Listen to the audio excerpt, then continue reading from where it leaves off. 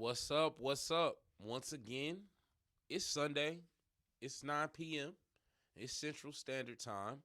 And we are here for the Love Live. If you did not know, the Love Live is a safe space. And what a safe space means is that you can, of course, call in and talk to us about whatever you like to, weigh in on the conversation that we're having, or even if you just need some people to talk to and need a little bit of reassurance or even a little advice. We are here for that. We have a panel every Sunday that comes through. This week in particular, we've got a couple special guests. Our host, Delia, is actually on the road, and she will be joining us a little bit later, as well as several other people. And as I mentioned, the Love Live is a safe space. You can give us a call at any time at 816-398-8229. And I'm going to go ahead and start introducing our panel, starting with the Bronze Beauty back again. Hey, what's up? What's up, y'all? Happy Sunday. Yes, What's ma'am. going on, everybody? This again, like Copeland said, this is a safe space. We have good intellectual conversations every Sunday, and we're glad to see everybody's back and with special guests, new people, new faces, and new opinions. And we're here for it. Definitely.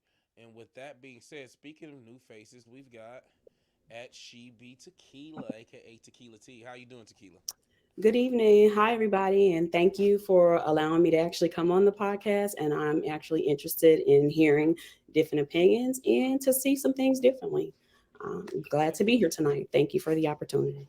No, it's huge. And that's what we do here. We just kind of get the conversation going, healthy conversation. So next, one of our returning panelists, Alexander the Great, the man himself. What's up, Al? How you doing, buddy? You muted. I didn't know I was muted. Am I muted still? Am I good? No, you're good. You're good. We can hear you. My bad. That's the Evan Williams. Y'all know me. I'm sorry. But yeah, what's going on, everybody, man? Hopefully we have a good topic, good conversation, and Bronze Beauty don't come for me tonight. I'm coming. I'm coming. Uh, Next, Miss Love Speaks. Hi, I'm Latifa. I just go by the name Love Speaks right now. Thank you for the invitation. I'm grateful. Definitely. And shout out to you. If y'all didn't know, Love Speaks is the first person who made a reaction video to some of our clips that we've been kind of updating on YouTube. And if y'all don't know, we stream on Twitch, we stream on YouTube, we stream on Facebook Live. So if you want to join the conversation, that's it. And last but not least, Miss Amber. Hey, Amber, what's up? Hey y'all, it's Amber Lucretia back again, ready to enjoy tonight's conversation. So let's get ready to rumble.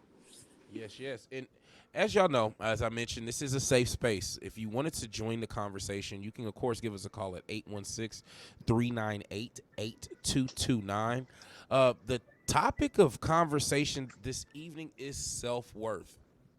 We talked about, in particular, Love Speaks kind of was the person who really helped us figure this conversation out. And she talked about like men who sleep with multiple women don't love themselves. And that kind of moved us into self-work. So, that's the conversation for this evening. And this is the Love Live. So, self-worth. Who wants to go? Who wants to start? Well, I guess I'll go first since the men were picked on in this particular. Nobody wants to go first. And when they get shy on that self-worth, I think that's the thing about self-worth. Sometimes people are scared to be the person they want to be, right? Sometimes people are scared because of other people's reactions, especially when you're dealing with, what you should get out of life, right? Being dominant, being assertive. It can be a hard thing because oftentimes when you're being dominant and when you're being assertive, someone pays the price, right? Someone on the other end maybe, is lost by your own focus. So, Lost as in lost where? well, I mean, I think with self-worth, one of the biggest things that we were talking about was like cheating, right? People who cheat. You know, if your goal is to be with somebody, and I think one of the biggest things is that comes with cheating is lying. It's like your parents said, if you lie, you'll cheat, you'll steal. Those things kind of rhyme together and work in the same way, but it's kind of like I think, in my opinion, I always tell people I don't waste my lies, right? I'm a lie to save my life most of the time. Right. You don't waste your lives. You I don't shouldn't have to waste no waste. lies. I don't waste because here's the thing: is a a liar, right? A person who lies all the time, who's comfortable lying. You might got a friend where they talking to somebody you don't know over there, and you're like, this person is lying. They lying. You could just see it. And when I say you don't want to waste your lives, because I feel like that's bad energy, especially with men in particular. I think as men, we don't deal with energy in the right way. Sometimes we just look at skills over energy, over, So when is it right to use a lie when you're not? save your life. Oh, Save your life with a lie. Don't lie for pleasure. What okay. happened? Did you see anything? Nope, I didn't see nothing. Nope. I didn't see what happened. What they do? Nope, I wasn't there. I didn't Tell see it. that to all your fellow male connoisseurs out there. Not don't lie for pleasure. Don't lie for pleasure. I don't know if you ever watched Eating Elephants Pod, but Marasha said something that was huge. She said, don't do it for clout, do it for sport. I don't know if I Mm. agree. You said you don't like that? Nah, I don't. I don't. I just think people shouldn't lie. Period. That's like a standard. That should be everybody's standard. We actually need to learn how to be more honest with one another. I Yeah. think lying is a natural human thing though. For some reason, it just comes natural. Even But if it shouldn't be. Why is lying natural? There's nothing natural it, about that. And it then is. if you don't lie, then you actually gain respect. Because then at the end of the day, I can respect you because you told me the truth. So did you ever see the thing what they did with the children where they put them in a room and they was telling them that hey nobody watching y'all, and then they told the other kids like hey somebody's watching y'all, and then you see the reactions and what they did in the room. So the kids who didn't think nobody was watching them, they of course did shit whatever they wanted to do. The people who felt like they was under supervision, they was kind of like some kids didn't, but a lot of them did though. So it's just something I don't know. It's a psychological thing. I don't believe that. It's really impossible for the standard is too high. If you're saying, okay, nobody should lie and we shouldn't lie out at any time, that means that you're always in your highest self all the time. And we ebb and flow out of nonsense. Hmm. Seriously, you can be your most confident person at one time, and the next minute, some other energy can come along, and it's real. You most definitely have to be accountable for what you say and what you do, Hmm. but you are not going to always show up 100% in the correct, what society or what anybody else thinks is kosher all the time. You're going to be the one that needs to call foul on a play on yourself. You might be that person in a room that might not be as honest. And it's kind of like, what is prompting you? Do you know what is prompting you? Why do you feel it necessary? But let's be honest. If we look at society, I work in a corporate space. I work in a male dominant space. And one of the things I learned as a woman is that being truthful all the time is not necessarily going to play out for me. I'm not going to be respected for always revealing what the truth is. Sometimes it may be better for me to be quiet and hold that back and see what else is going on. Everything is a game. Depending on where you're at, it can be a game. I had to learn that in corporate America. Well, do So you feel like, because I feel like you put more effort into lying than being honest. So at the moment that you tell a lie, you have to consider that lie. You have to think about it. Like there is a split second decision that you can make to choose to not to tell a lie versus telling a lie. So I don't think it would be hard to conduct for people to conduct themselves to lead a life of honesty. I think just as easy as a person can lie, you can tell the truth. I think it's just a matter of habit that people or we as humans need to learn how to operate in more than we do when we're operating in say our lower self. I don't Right, think but it's that Yeah. difficult to be honest. What's going to reward you? This is all about rewards. And I'm not saying that you should be a liar. right. Not by no any means necessary. But what I'm saying is the reality is that people are going to lie. How do you navigate knowing that you're more honest when it comes to dealing with people and you tell the truth about things, but everybody around you does not have the exact same makeup or reality? So how do you navigate that and accept that people are going to lie? Don't expect them to be 100. How do you position yourself to win and to, still be honest in those situations that people are going to lie to you? How do you live that life of I'm gonna be 100% the truth while everybody else is telling a lie. How do you navigate that? Well, and it also depends on the situation. Like you said, the character. Like sometimes a white lie might be needed in a situation, but it depends on the severity of what you lying about. I think that makes the difference. Is it necessarily a white lie, or is it just that You just you're alternate. You're giving you're alternate facts. Alternate no, facts. because I'm sorry, what's your name again? Tequila actually said that there's some things that she will leave out. She's omitting some of the actual information or out of the truth. So is it necessarily really a lie, or are you just leaving some of the things out? That's the difference. It's Oh, still if she deceit. lied, It's it's a lie. deceitful. It's It's all a deceitful. It's all Okay. deceitful. It's all being deceitful. That's what a lie is. It's being deceitful. Period. Like if you deceive Okay. somebody, you're lying. So whether not you leave out healthy. what if you leave out half the truth or you put a quarter of the truth in that motherfucker, you drop of truth in there, you ain't giving the whole truth and nothing but the But truth, so help you God. one Mhm. thing, I know Tequila. You say you're in the corporate world, and one book that they recommend to you is It Starts with Why. Hmm. Mhm. And I think when you're discerning people's actions, things like lying, things of that nature, it's rough for me in particular because many things I want to find the origin of them, right? I want to figure out, not only why you're lying, what do you have to gain? I think Bam said that last week, which is most people who lie to you, they lie to try to protect that access that they think they have to you, right? Being able to call you, being able to call you a friend, whether that's sexually, financially, or even just being able to call and vent. And I think that's really a huge thing in your own discernment when dealing with people who tell you lies. Because to be honest, how many of us on this panel, once someone tells you one lie, do you always just get rid of them? Do you quit talking to them, or do you give them an opportunity? I think it depends on the nature of the lie. Like I think it really depends on what are we lying about because ultimately if it has anything to do with relationship, you really want to start the relationship off with honesty. That's going to be like setting the tone of how this relationship is going to go. So I think it really depends. What type of relationship are we building here? Yeah, I agree with you on that. That's what it's like. Yeah, yeah. And then And what you lying about? Like, are you asking me, do I look good in this outfit? Like, I mean, if I look ugly, if I don't look right, tell me. Like, does this is it outfit make me look fat? yeah, type of things, or am I Right. asking you, was you with old dude last night at the club? And you feel me? And you like, nah, I was with my sister. Your sister got a mustache, Yeah. you know. Yes, sister got a mustache. Shut up. I'm just saying, because the person I saw you with last night had a mustache.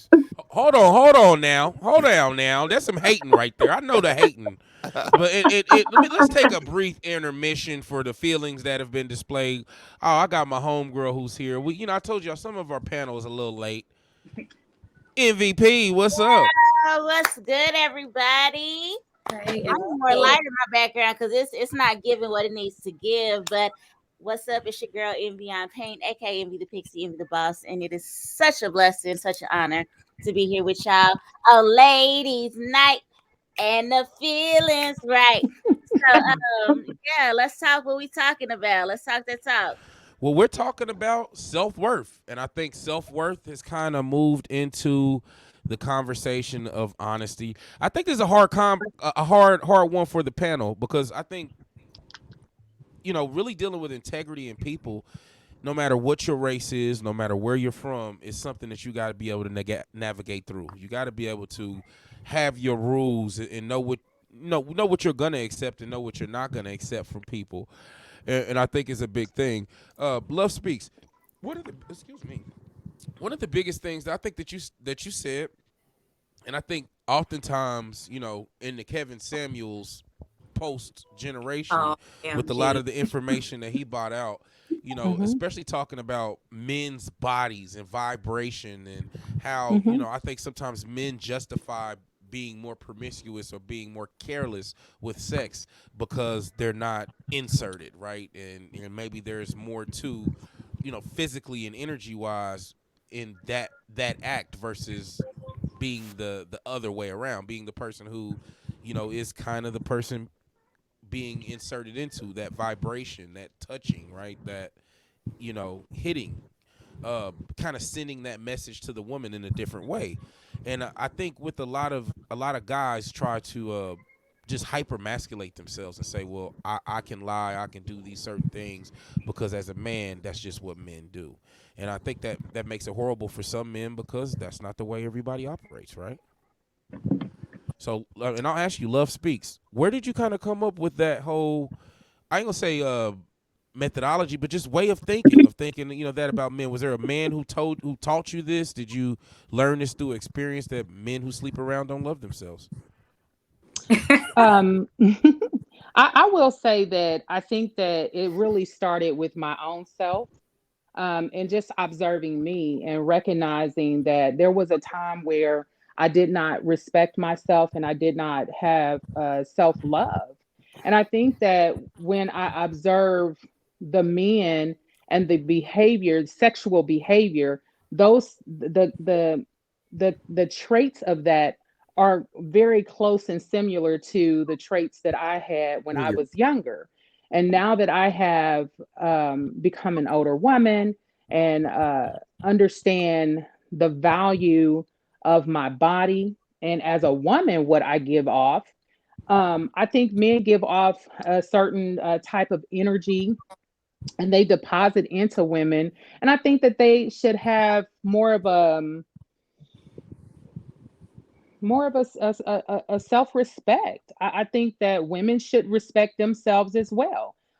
So I say personally that anybody, not really just men, but because he was a man speaking, I spoke to that point. But I think that anybody who's just freely giving their bodies away, hey, do what you got to do. Do you? I'm not here to judge it. I am here to say that you should really evaluate how much you love yourself. How much, what is the purpose in doing it? Are you seeking validation? um are you looking for love? Because I think a lot of times it's kind of interesting because I kind of feel like men think sex is love, but I also think women think sex is love, Mhm. and it's the furthest from the truth. But nonetheless, it's a very pleasurable experience.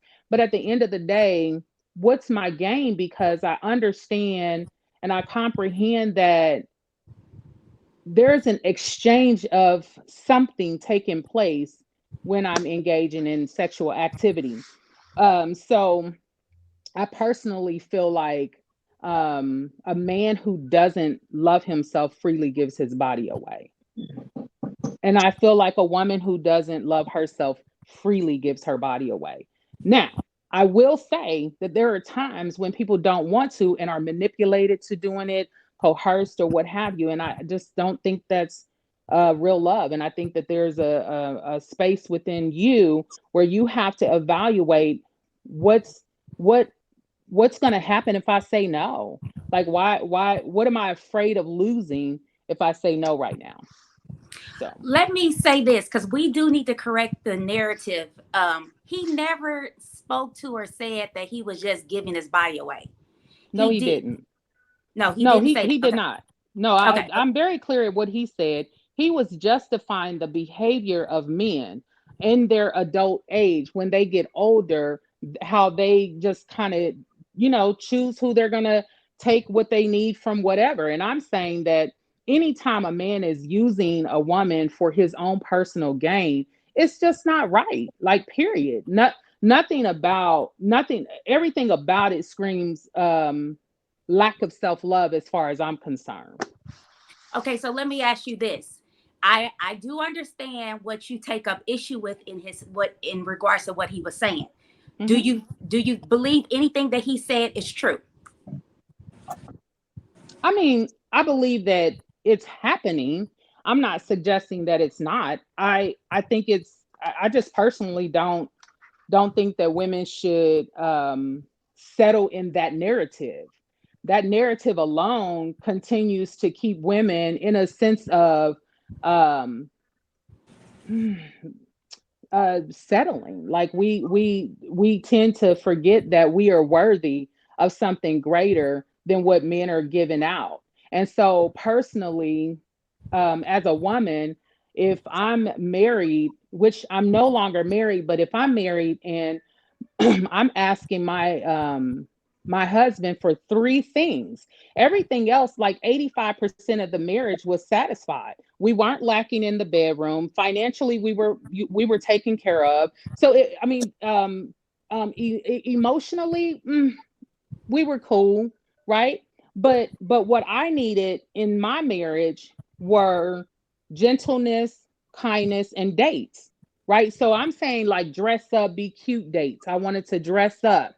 And I think that if at some point you're willing to walk away because 15% of that relationship is not being fulfilled, then for me, it says a lot about the level of self love that women can have for themselves.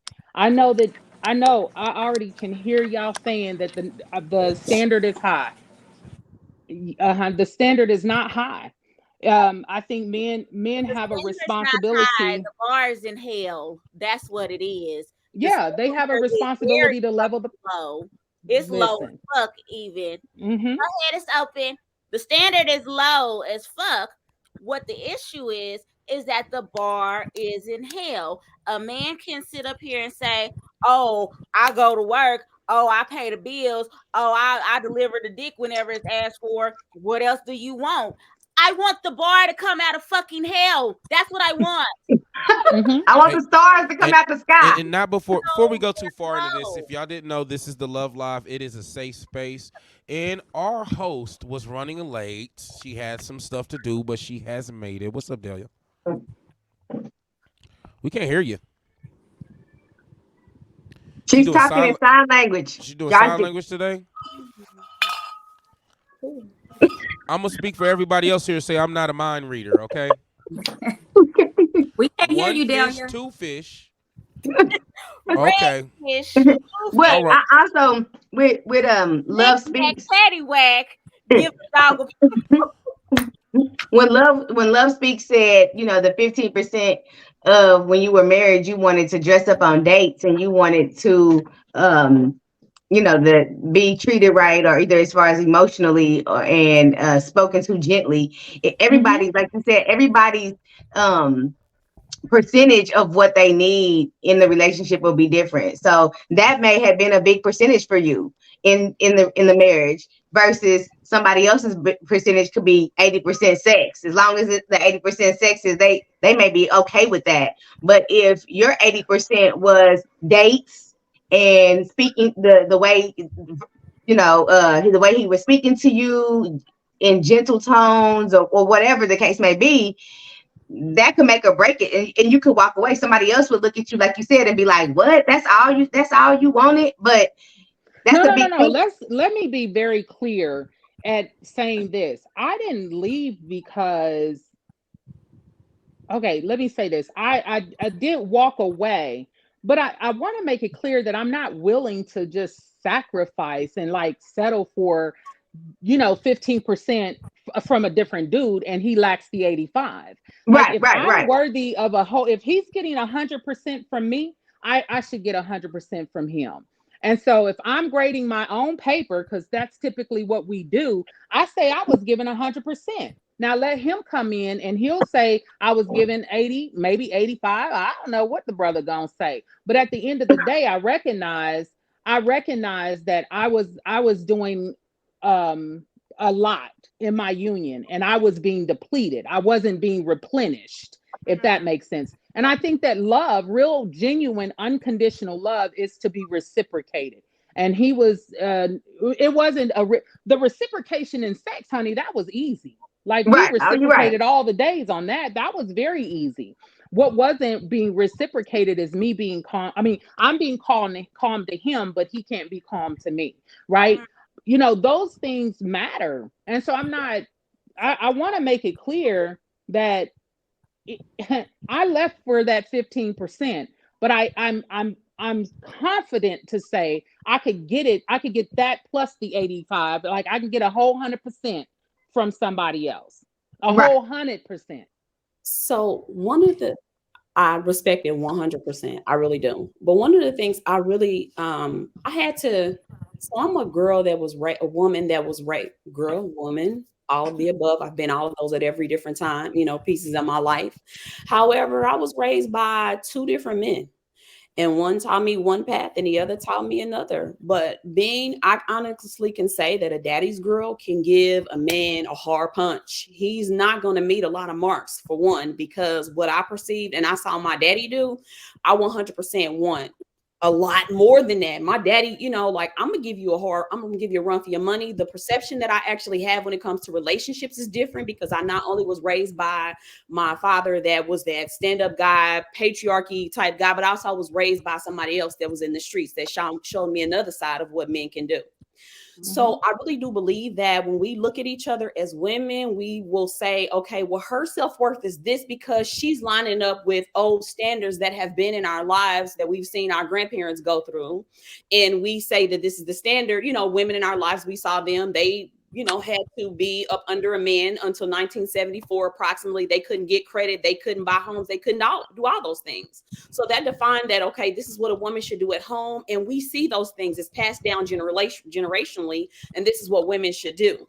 But then you have those younger women that have grown up today and have seen that kind of wither away, and they kind of define what it is that they consider their self-worth and what their standard is.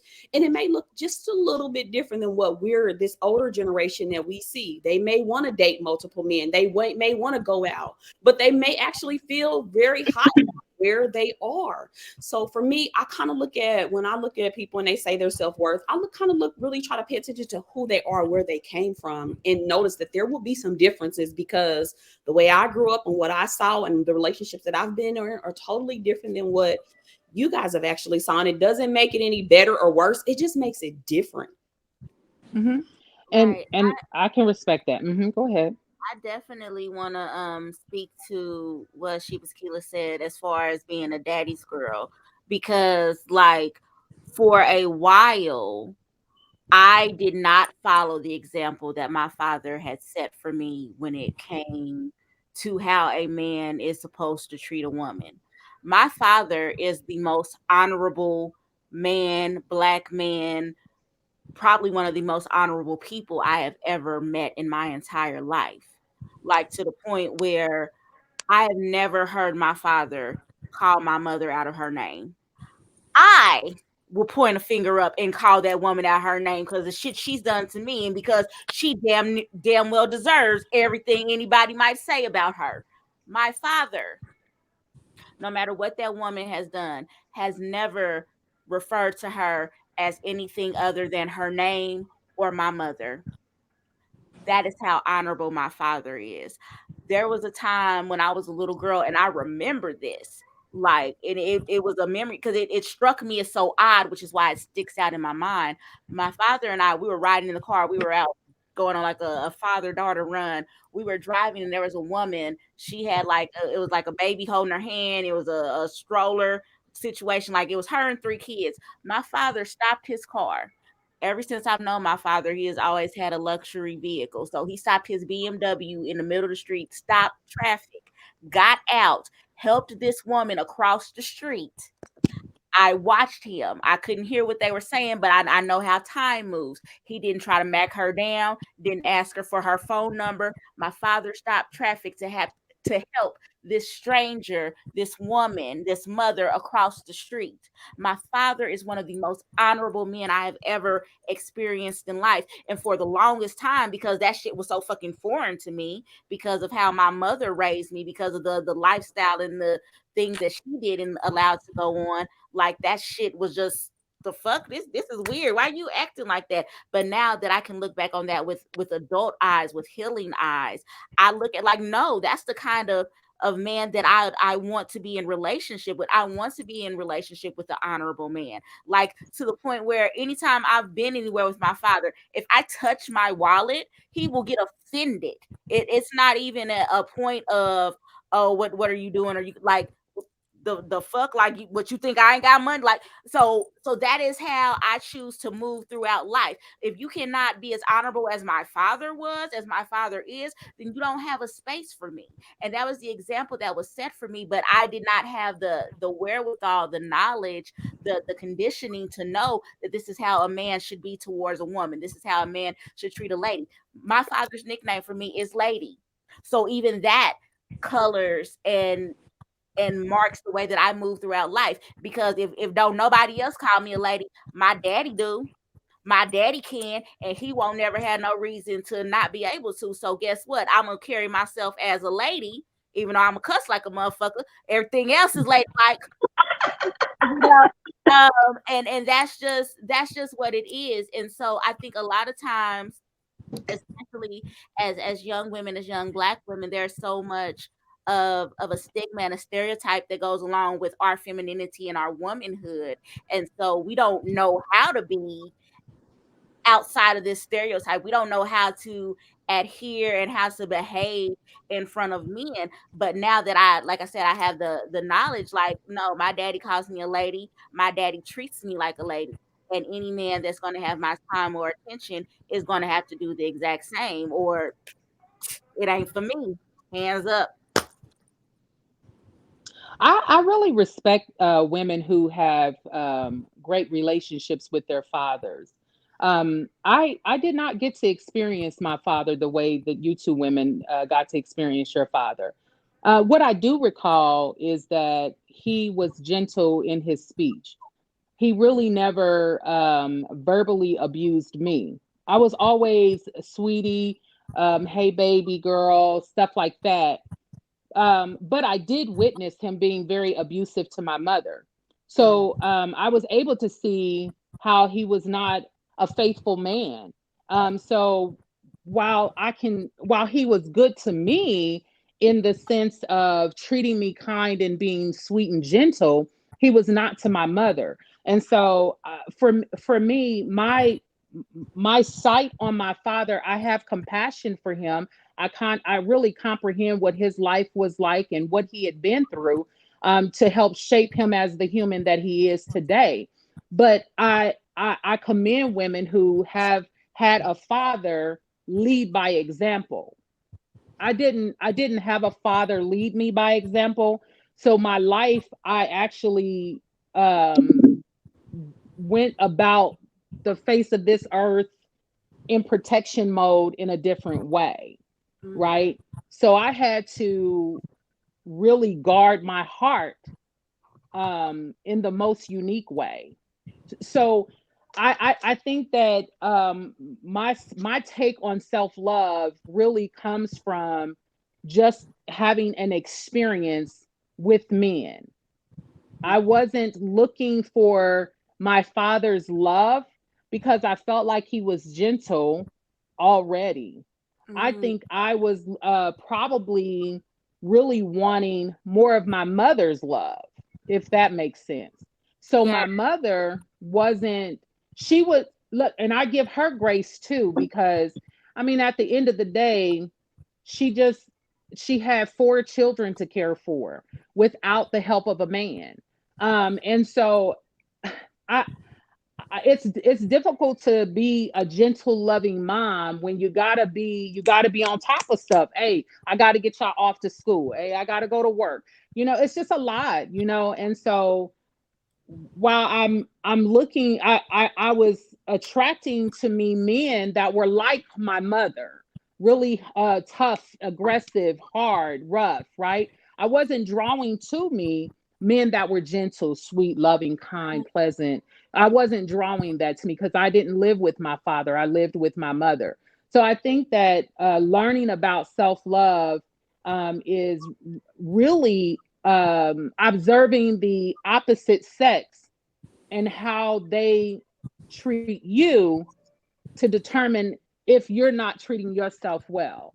And that's how I kind of got to it. That's how I got to my love space, is really observing that I felt like my ex-husband wasn't treating me well, and I felt like have had I stayed with my ex-husband, I would have been teaching my sons how to look for a woman like me Mm. who puts up with shit that ain't serving her well, but I would be the woman telling women, don't tolerate this shit. And then Mm. I thought, damn, my sons aren't going to find a woman because ain't going to be none like me out there when it's time for them to look for a woman. So that's where I got. I know I've kind of shifted this thing, but I want to just like try to hone it in at why I come to the conclusion that self-love really is it's a needed, it's very necessary in the development of relationships in going forward. And I agree. I agree with you. Self love is so important. But I want to say that I'm not one of those people that believe if you don't love yourself, nobody else will ever love you. I No, I don't believe that. love is so important. So like me, I like to delve back into my background of early childhood education, psychology, things like that. And it gives me the mind frame of Maslow's hierarchy of needs. Or be familiar with that, the pyramid, like the things that people need to grow and be healthy in society. So like the base level is food, water, shelter, air. The next sub level is love, acceptance, and belonging. Like that is how important and needed and necessary those tenements are to human development, to human normalcy, to being a self actualized, normal functioning member of society. We cannot survive. Like that is a full stop. That is not an opinion. That is a scientific, psychological fact. We cannot survive without love. So, if what we receive is not actually love in our psyches, we will trick our minds into believing that abuse is love, that neglect is love, that mistreatment is love, that all of these different negative, dysfunctional things are love because we cannot survive without it, even though as you or as you age and you mature, you will learn that love is patience, love is kind, love is love is giving of itself, love is sacrifice. We learn these things and how it fills you up and it gives you all of this positivity, and that's what love should be. Love is not pain, love is not hurting. It's none of these negative things that we may have had to adopt or adapt to in childhood, but we had to do that in order to survive. And so what it sounds like and what I'm hearing is a mother wound.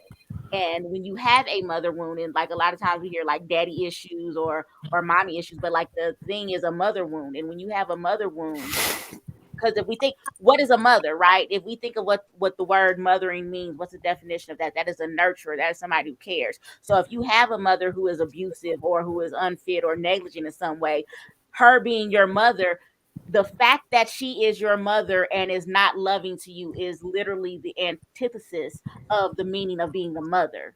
So you then have this wound of, well, why am I not receiving what a mother should be? Why am I not receiving that love?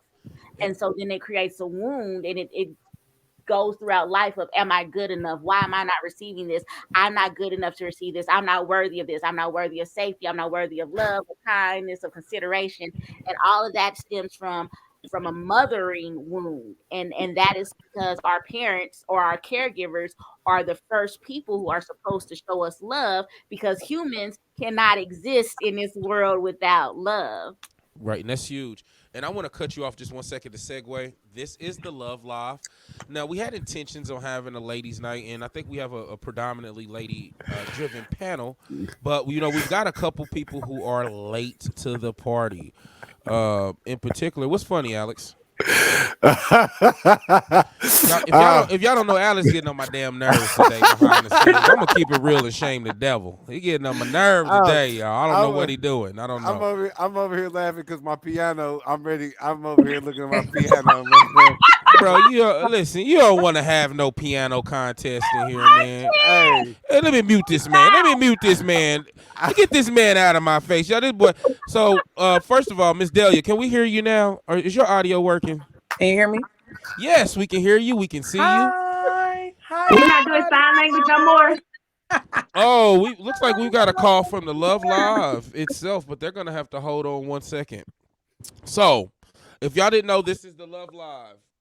This is a safe space. What a safe space means is you can call in and express yourself. Now, Miss Delia was late. As we mentioned, we have a primarily female panel, but we were actually blessed by Mr. Bam. He returned. He returned once Welcome again. back. What up? What up? Mr. What up? Bam. He don't have no pictures on his wall. Please fasten your pictures to the wall Shut the fuck. if you can. Please You notice? Did you reinforce. notice? I didn't put them back up. I just didn't. I Even... see. You know what? I seen that. I was like, you know what? As y'all see, my fans is still up, so ain't nobody came and knocked them down yet. Knock your Lord, fans this down. is- He will knock it's the a blinds struggle. off your wall. So one thing that we came to talk about. We were talking about self-love and self-worth, and I think that became to sharing your body, right? So we've got a person who really wants to talk to us. I'm gonna let y'all continue. Who is that? Let's see. But yeah, what was you saying? Okay, so I want to jump in here on self-love. So for me, self-love is new. And when I say that, I'm saying that thinking back when I really opened Pandora's box and really did a deep dive regarding that was when I entered therapy. And I see self-love in different facets. And recently I had a ordeal around that. I was having a conversation with my daughter, and she was explaining to me, I guess she was giving me feedback on parenting. And she mentioned to me, she was like, you didn't give me any affirmation. You didn't da da da da this and that. And she's basically saying, like, explaining to me that one of her love languages or how she would want me to parent her is an affirmation. And so in that, like hearing that, it was kind of like a dagger to the heart. Like, as parents, we don't want to feel like we're not doing our best. We don't want to feel like we're hurting our children. We don't want to hear bad things. We don't want to hear that. And so that's initially what I was feeling. And then after taking some time to kind of just like, pull back from the situation and love on myself, I said to myself, okay, Amber, don't be so hard on yourself. This is new.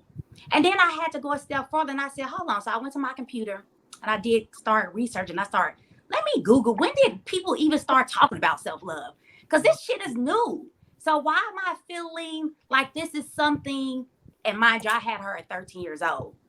Why am I feeling like this is something that should be custom? Like this just recently surfaced. So I Googled self-love, I Googled affirmation, and I saw that both of those words were most Googled in 2021. And so as I'm sitting here like kind of protecting my hurt, my pain, like what I'm feeling, I'm also loving myself, because this is what self-love is to me. Self-love is not always, I don't necessarily see it. I see how you guys see it, but this is how it really shows up in my life. Because in my world, I'm like the strongest individual. Like nobody comes and checks on Amber. You know what I'm saying? People just know that I can take it. I got a heart of steel. Nothing ever affects me and so forth and so on. But things do affect me, and especially when it deals with my children. So I'm sitting here and I'm thinking to myself, okay, like, okay, what did I do wrong? Like, I'm really just taking a self-assessment of trying to listen to what my daughter is telling me, but also kind of analyzing, like, just what I know as a woman. And so self-love was just kind of like telling myself that it was okay, that I wasn't supposed to really know that it was okay to fall short. It was okay to have a misstep, because all of this shit, this conversation that we having is brand new, especially to Black people. Like we really just, started talking about self-love, for 2021, 2022, 2023, now going into, soon to be 2024. And even though I entered therapy in 2018, we were just starting to open that, like unpack that and what that actually meant and looked like and things of that nature. So I just wanted to speak to like self-love in different facets of how it shows up in all of our lives. Could be very different. And Absolutely. not to cut anyone off here, but as you know, we actually do have a caller, and our caller had something they wanted to say. So let me bring our caller on 1 second.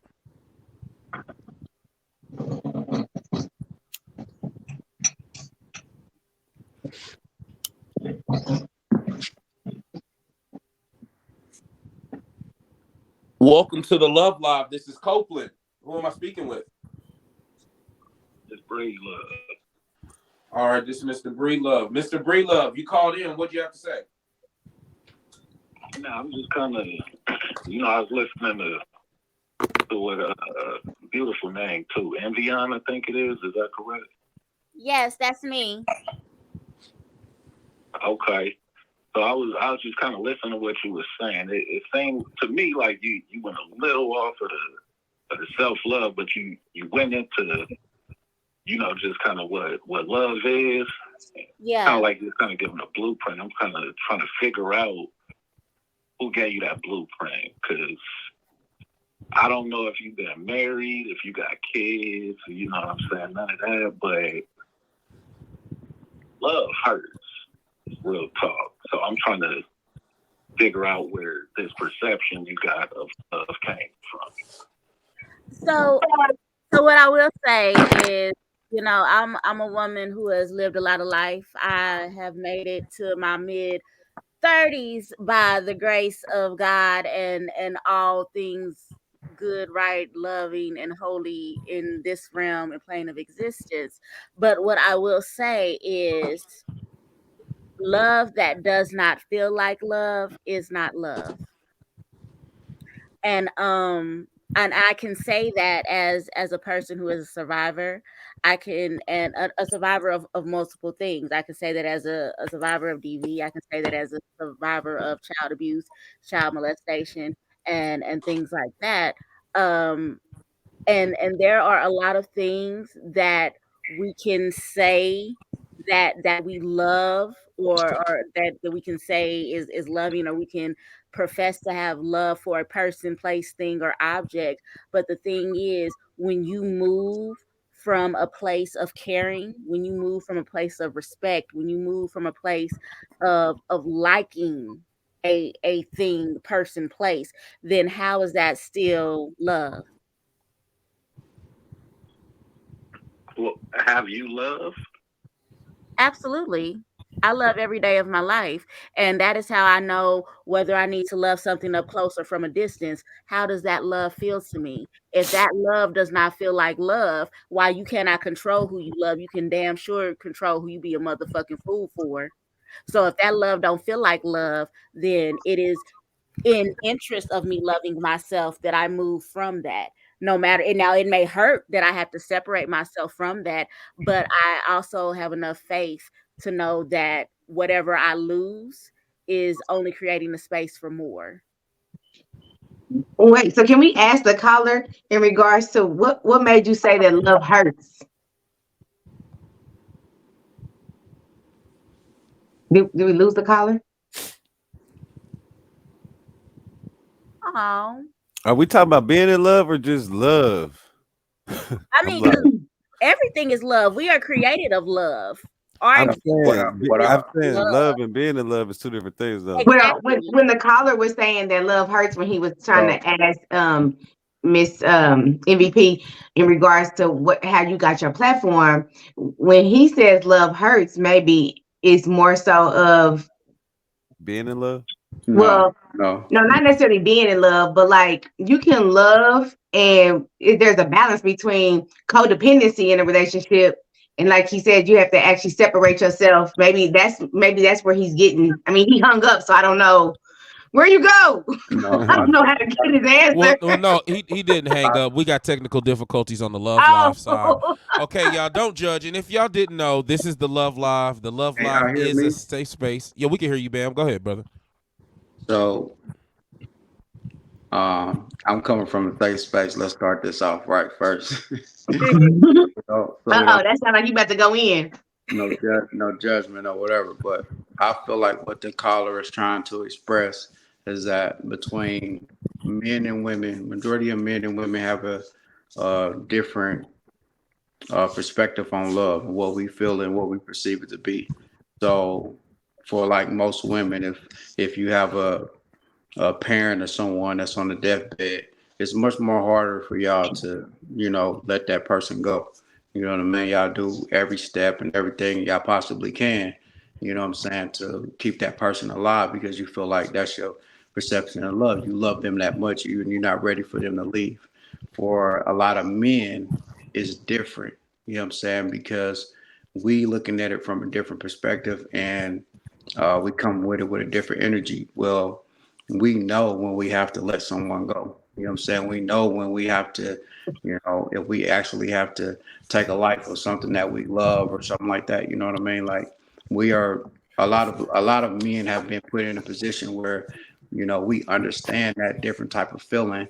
And for a lot of women, it's just different. You know what I mean? It's all butterflies, rainbows, not all the time, but you know what I mean? For a majority of the time, it's not nothing that where you're going to be put in a position where you're going to have to take a life of something that you love or any of those things. So for a lot of men, we've been put in those positions where we understand that hardship of love. We understand where, I feel like what he's saying as far as like love hurt is that you can love a person to death. You can want to be everything for them, but they may not love you back. So that love hurts you.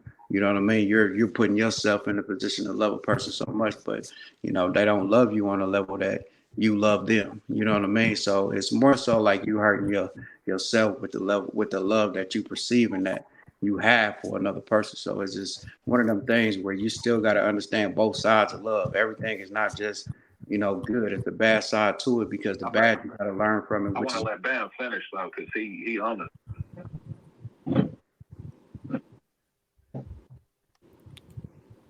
I think he just finished. no, I heard you. I was trying to let the Oh, brother. okay. You're on. Bree Love, you're on. Yeah. No, was I talking or was Envy talking? I can't even. Well, he can hear you when you clicked in. So Yeah, we we got heard our you, caller caller. back, Bree Love, and Bam was just kind of expounding upon what you said. So go ahead, Bam. Sorry to cut you off. No, I'm gonna let the brother go ahead. I want to hear his piece. Please, callers, go ahead.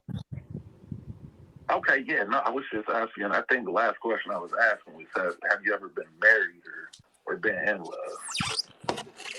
Have I been in love? Yes, I've been in love. In serious love, Of yes, course, I've been in love with the person I had a child with.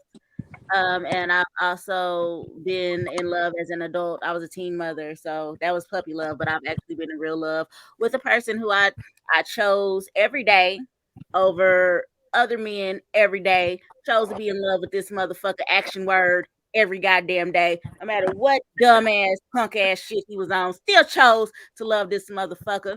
And it didn't You're work a lady. out. You're a Wait, lady. Bitter Hold about it. on. I'm just telling you the truth. Can I ask a real quick question is to you, it Miss is, Envy? is that the Gemini? No, that's the Aquarius. That's the Shit. Aquarius.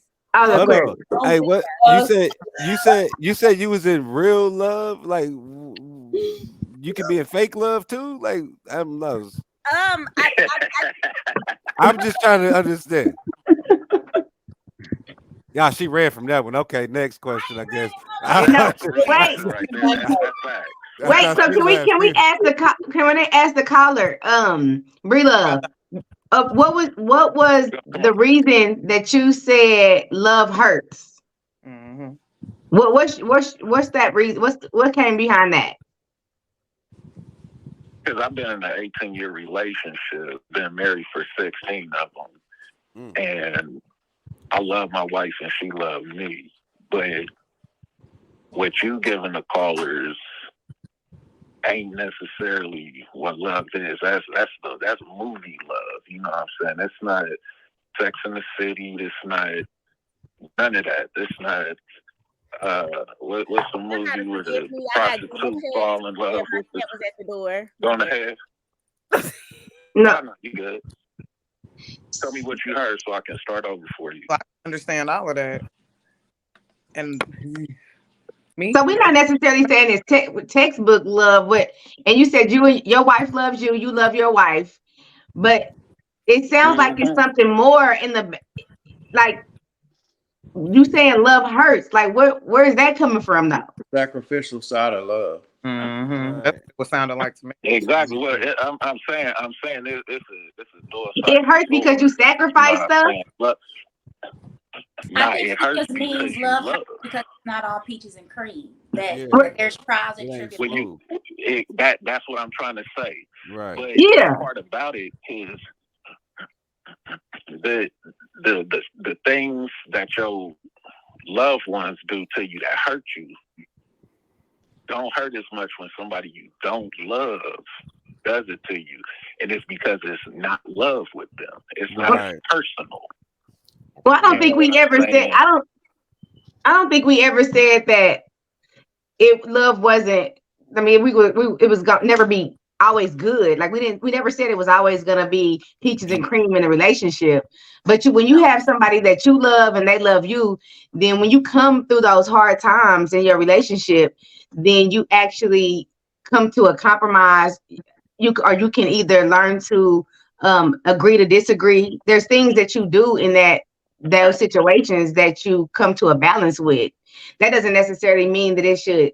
I'm not saying it should hurt. I don't know if that's the word I I would think want to I think use. for him it's that word, but I think it's just levels to hurt because like I mind you now, of course, I haven't been that amount of years, but like for example, one of the topics that I was gonna bring up tonight was being in a relationship marriage wise for a long period of time and having to fulfill needs later in the marriage that were never discussed in the beginning of the marriage. I have a client the other day that was actually discussing with me that she had been married to her husband for 17 years. And she said that something that women don't know about and not a lot of men discuss is the reality that men go through a midlife crisis just the same way that women, but Right. it's called a hormonal change. And she was explaining now after her husband hit about 45, his emotions changed, his testosterone changed, just a lot of things started happening with his health, which made him a different man. And she said that there was things in the marriage that he required and asked of her that because she loved him, she was willing to do things like milking his prostate, bringing other women in, levels like she really went outside of her marriage to please her. Wow. Said that Okay. went on. She said it became to be overwhelming, and she said that the message that she would give to anybody else is to have those discussions about things that you wouldn't think about because you just never know. And she was like, "There's no way to fully prepare, but when you truly love your person."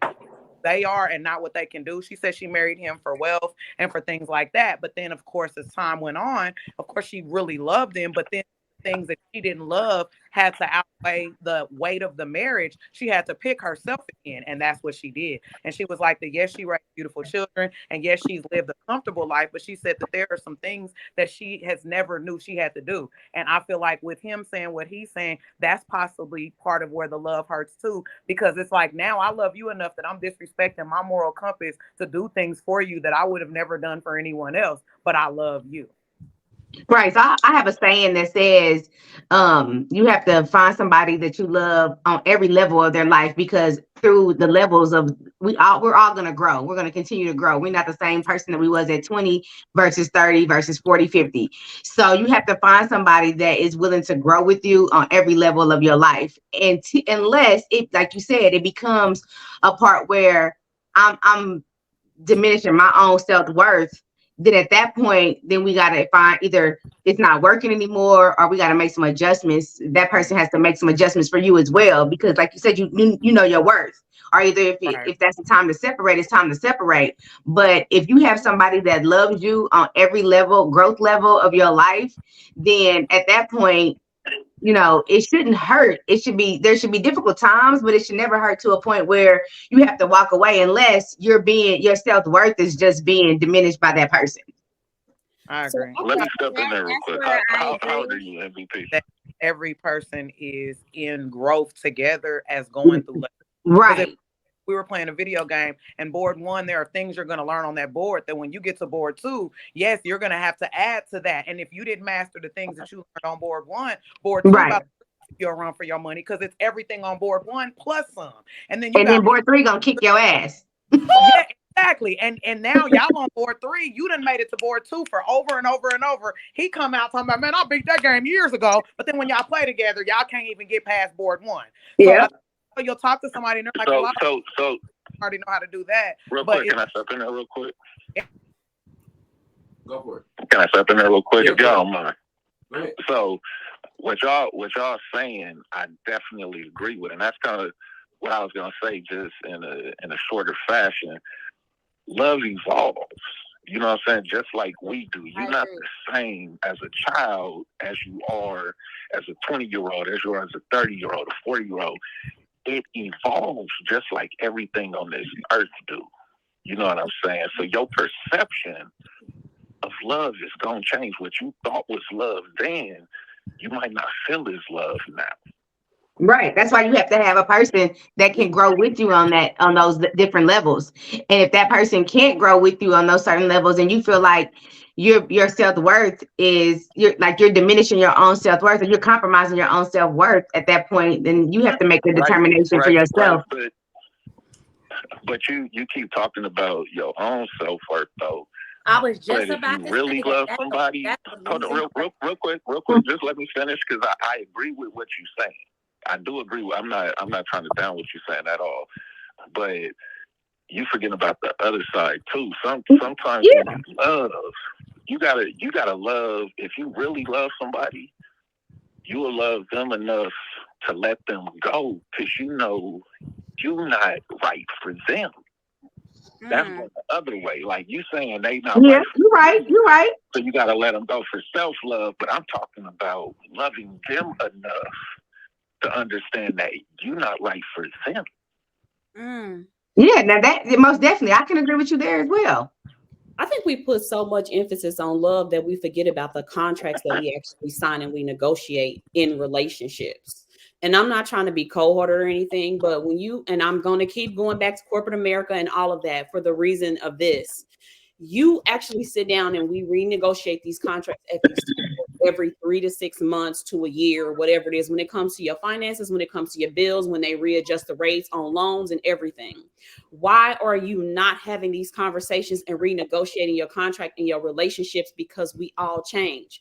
What he or she liked when they were 20, they're not going to like that at 25. I've changed so much from 19, and I started therapy when I was at 19. I am 44 years old. So I've been through it all. So I know what it looks like to have my heart broken by my daddy, by leaving relationships, and also being engaged and having children and all of those things, being abused, the whole kit and caboodle. But I have changed. I am 44, but I feel like I'm 22 all over again because my hormones and everything. I feel like I'm renewed.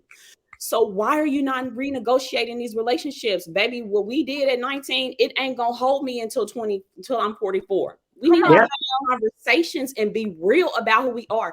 Stop expecting people to perceive what it is that you perceive when it comes to love, because y'all can be in the same house together for 20 years. I saw my mother and my stepfather be in the house together forever, and I didn't know what he was saying to her. But eventually, when he began to get sick and he was ill, I actually had my heart broken because the person that I thought was perfect, I got to see him as a man. I got to go through the transition of what it is to be a man and not to be on that pedestal as my dad. I got to see what my mama saw in him as a man and not as my dad.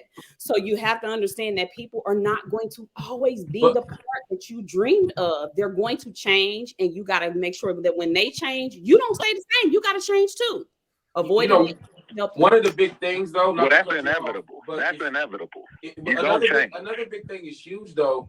You know, being in a safe space as a male, I think it's huge to do this every week, because unfortunately, as men, just like you said, with chemical imbalance with women, it's called menopause. And we can joke about those things, and we can have open dialogue about how your temperature's changed, right? You need a cover or you don't need a cover. I live with my grandmother. She would turn my heat all the way up and look me dead in the face and say she never did it because she was somewhat ashamed of it, but it was a good conversation. As men, and I, especially some of the men that we have on the Love Live, now testosterone fluctuates monthly. Always, that information isn't as available, because unfortunately, I think we talk about gender roles and men and masculinity and being in your femininity, But being in your masculinity is typically just handling business and not dealing with your personal feelings. So my grandfather never told me, "Hey man, I'm getting old. I can't do what I used to do." But mentally, you change, right? You get softer. I in the last 5 years, me personally having daughters has softened me with women in such a crazy way because people who know me know I used to kind of go hard on women, the ones that I felt were certain ways. And now I kind of give all women a certain level of respect because I'm raising women.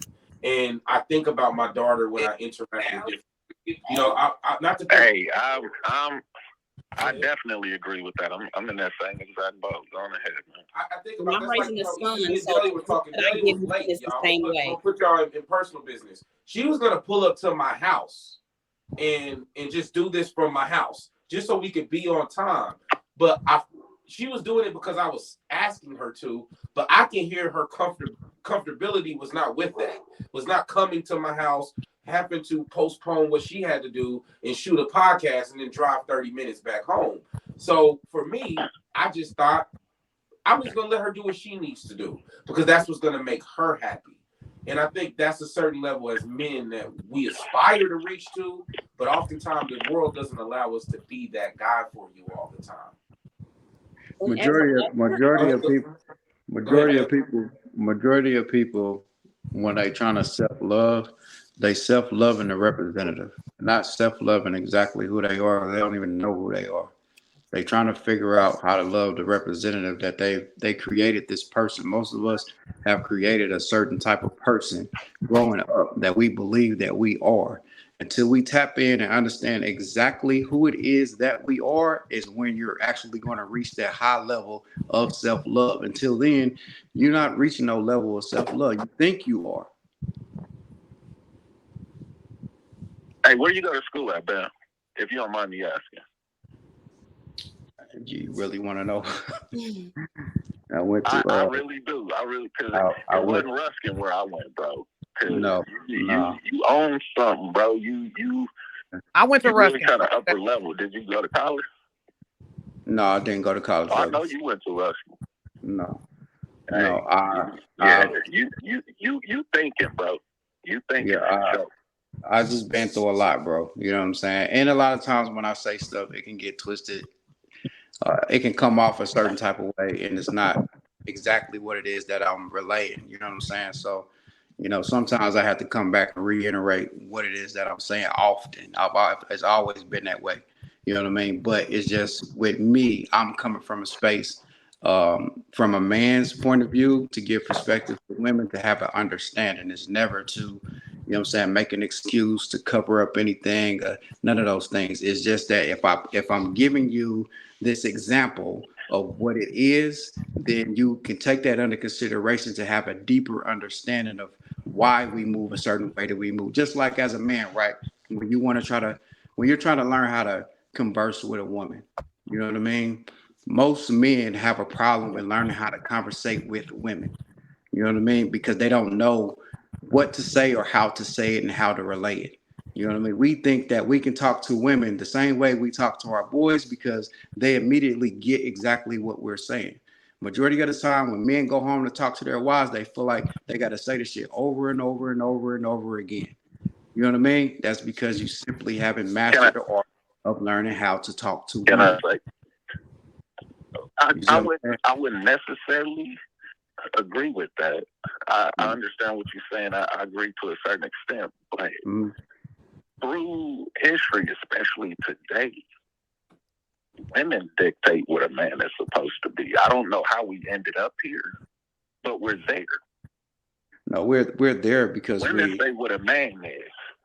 Yeah, but we're there because we accept that. We don't like to argue and combat with women. So when women say that we are something, we don't want to keep going back and forth with it. So we just let it be what it is.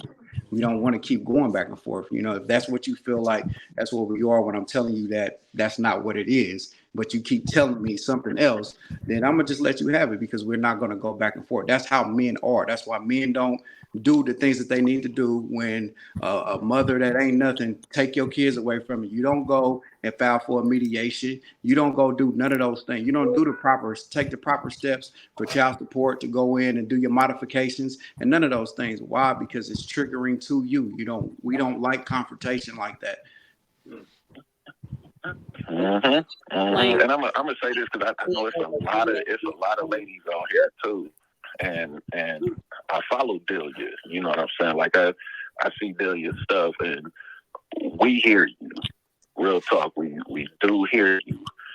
You know, and we just naturally, you know, this is who we are. But I can say, and I know Bam and Copeland, and I forget the other gentleman that's on here, but they gonna all agree. Everything we do is for y'all. Whether y'all realize it or not, it's all for y'all. Like we not doing it for no other dude. You know, it's all for y'all. Yeah, that I know. That's what I'm saying. Like this. And I want to say, segue. It's not for men. Hey, before we segue, hey, you know what? Face that he only does for his wife. So, hey, but women when they do the shit for them, when women do their stuff, they do it for themselves and other women. That's why they don't see it like that. Yeah. So when they, guess what, fellas? Hold on 1 second. They don't. Hold on 1 second. Yeah. One big thing. It's ladies' night, fellas, and we speaking for the ladies a little bit. And I'm gonna be the first person to just kind of give a lady who's kind of having a hard time getting in the conversation the floor real quick. Thank you. I appreciate it. I really do appreciate that. And I just want to say this. Okay, so I'm raising a son. And one of the things I knew immediately is that a lot of the things that I saw with my mom raising my brothers and growing up around a lot of men, I didn't see the right things. I didn't see women show up the way they should be. And when it comes to letting boys go and be who they are, not suppressing who they are, and not always being so strong and dominant in their lives. I knew that I didn't have everything that I needed to do it. Even though I had a dad in my life, my mom ran everything. So one of the things that I did, I actually walked alongside with a male therapist to help me raise my son. He'll be 17 in May. I don't have it all together, but one of the things I am most definitely making sure that I do is to create a space where he is capable of being able to communicate with me, that I don't run everything, and then I don't have this whole narrative in my head that men are wrong and everything, they should do everything for us. I want him, my hope for him is for him to be more in tune with what he needs, not more in tune with what women need and what society says a man is supposed to do. Those things are going to come in play, but I don't want him to be gullible. I don't want him to be codependent. I don't want him to put his life on the back of the burner. I don't want him to be like all of the other men that we see with this notoriety like Twitch, committing suicide because he does not have the platform or the place to be able to say he's hurting as a man. And that's not cap for me. That's real. I'm raising a young man and I'm seeing what society is putting on him when I'm telling him you ain't got to have it all together, and he's hanging out with his friends and he's coming back home and he's feeling that way.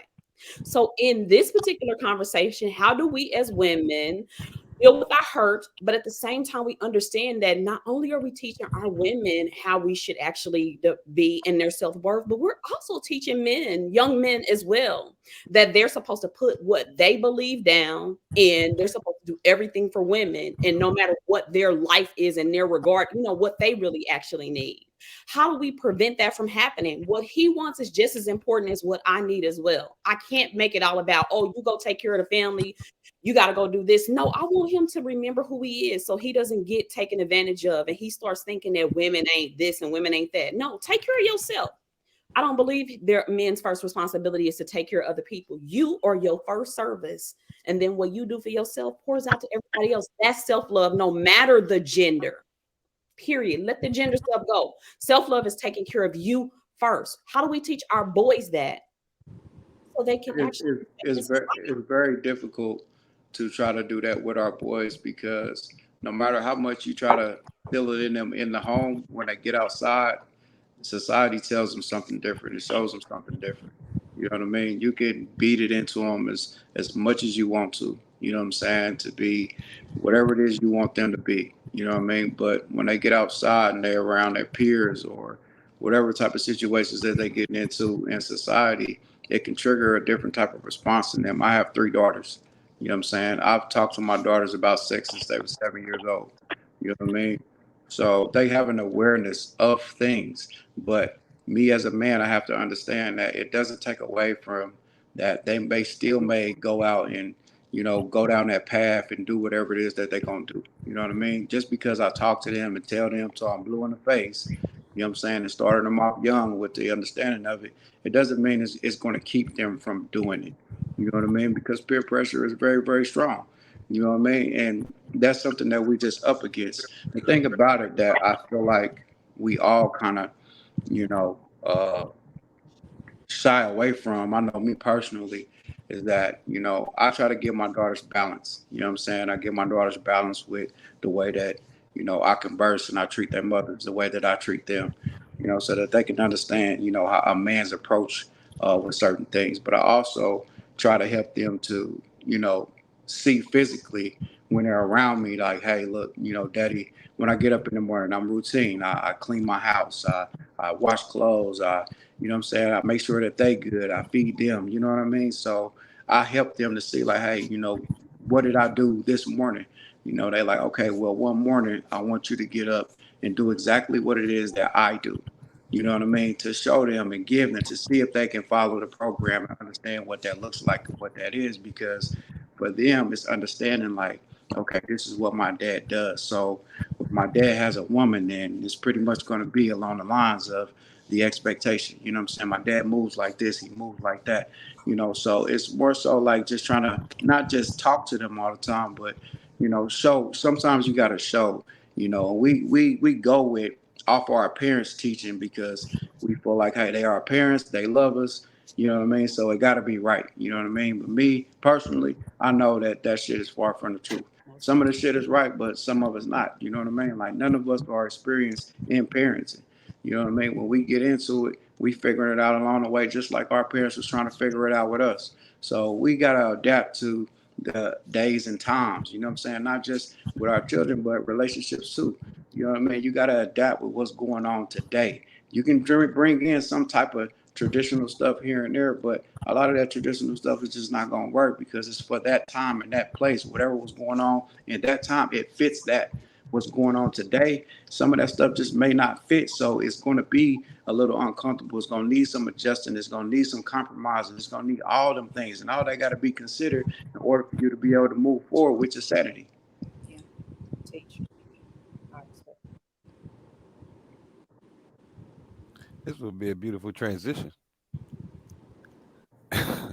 You muted. You muted Copeland. Caller, you got one more comment before we get off? Nah, I'm just listening, man. I'm listening. Well, thank you so much for calling in. Bree Love, we'll be here every Sunday. All right, of course, and I'm back, y'all.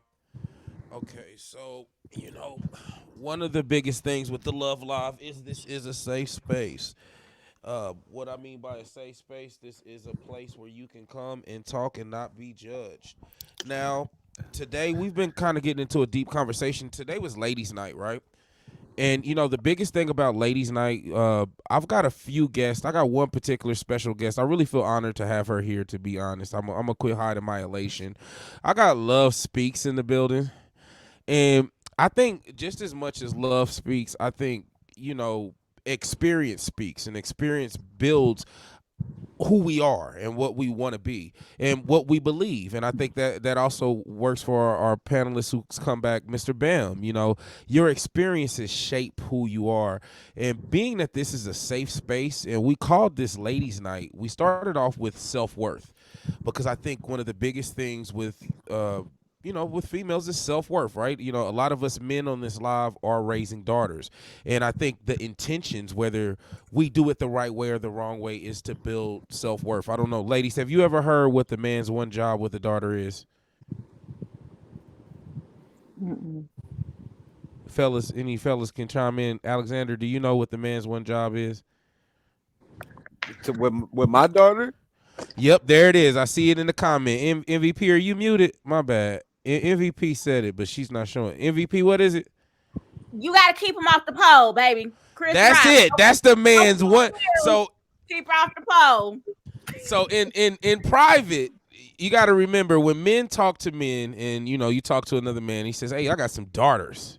First thing he says is, "You know what the one job is? To keep her off the pole." And I think that's a horrible thing because it's very much like saying keep a boy out of the streets. Once again, this is the Love Live. The Love Live is a safe space. It's a place where you can come and express yourself. As we mentioned, this was ladies' night. We Like, no, talked I about. agree with that shit. Like, that is so very real. Cause like when I say my daddy calls me lady, and like even as a 34-year-old woman, like that is how I still to this day like characterize and like go throughout life as a lady, because that's what my father calls me. You motherfucking right. Like, to the point, my son came from the goddamn Cabbage Patch, and I don't give a fuck. You can't tell me no goddamn different. If my daddy asks, shit, Straight, he the straight one that's up. supposed to tell me about sex. So if he don't know where the fuck the baby came from, neither the fuck do I. Look, my son came from the Hold Cabbage. on now, MVP. Hold on. You know where the baby came from. We not Have gonna Oh, you, play on the Love Live have today. you, have you, I do, but if my daddy asks, I sure don't. I don't even know why What? they're calling me mama. Like, that's how serious I am when it comes But to my let me daddy finish being the a daddy segue really girl. quick though. The segue really quick. We talked about self-worth because it's ladies' night. We ended up with the fellas in here. We had a couple ladies who could not make it.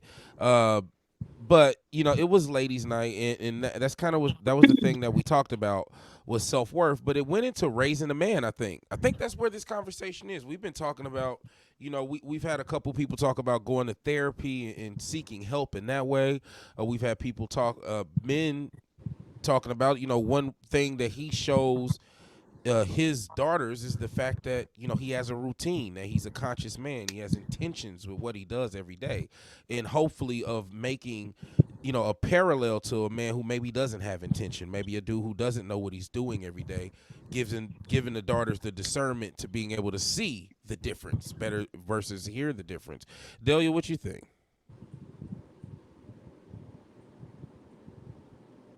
What? You might be What? muted. You might be muted, Delia. I was muted. So, what do you think, Delia? You think about this daughters thing? Because I know you got boys, right? You I, raising. I don't have no daughters, so I'm like, oh, ha! And I'm raising a son, so yeah, I was still on. I ain't gonna lie, I didn't hear none of it. I'm gonna just be honest with you. What was you doing, Delia? Nothing. What I are was you? just sitting here. Once y'all got to talking about daughters, I'm like, well, I'm not a mom to a daughter, so I don't know nothing about that. And then I had my dad, but my dad was way older. So again, like I've explained, the unfortunate sad thing about me having my dad is my dad came from a generation that was 2 generations ago. So they don't even make men like him anymore, and that is a fact. Exactly. Because the man like him didn't even raise the man that was supposed to raise me. So the person that was supposed to raise me didn't raise my generation to be what I need. And that's where the problem lies. can I personally see what Love Speak would like to say to me personally? I don't have anything to personally say to you. From what I said from the previous show or whatever. I mean, I think that you're speaking really to really getting women to really just accept the fact that men are not capable of growing the fuck up. And I don't personally think that women should settle for this narrative that men are just men or boys or they're going to do what they're going to do. I personally feel like if as a man you want your woman to be pure to some degree, that you should be pure to the same degree.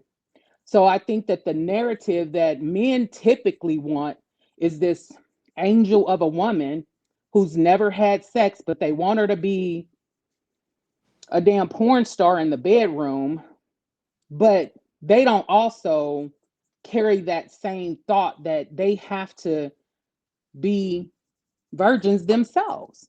I don't So know. I think that the narrative that is being pushed is for women to be okay with this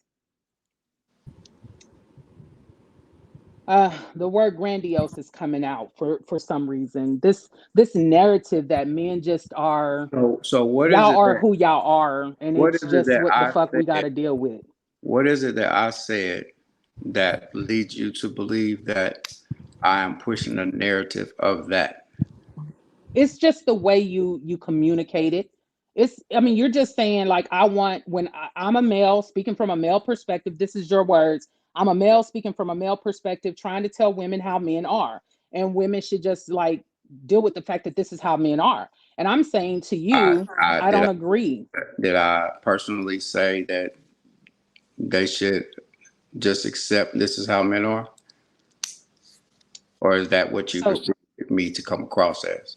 so what I if I'm hearing correctly, Mhm. what I heard you say was, I'm a man speaking from a male perspective, and I'm here to tell women how men are. And women have to just like just accept the fact that this is how men are. Now, I could be wrong. Maybe you didn't say that, but if I'm hearing correctly, this is what this is the narrative that seems to be being pushed. Okay. It's a tacky narrative, especially as a man who is raising daughters. I'm certain that you are hopefully teaching your daughters what to look for in a man that's good, that's going to treat her, the young woman, like, if you will, a queen, something like a prize, jewels. And I don't know that that's really what's being pushed. I don't have daughters, I only have sons, and I'm not teaching my boys that they are the prize. I'm teaching my boys that if they want respect from a woman, they must first respect themselves. That's the first key, like from what I give to my sons.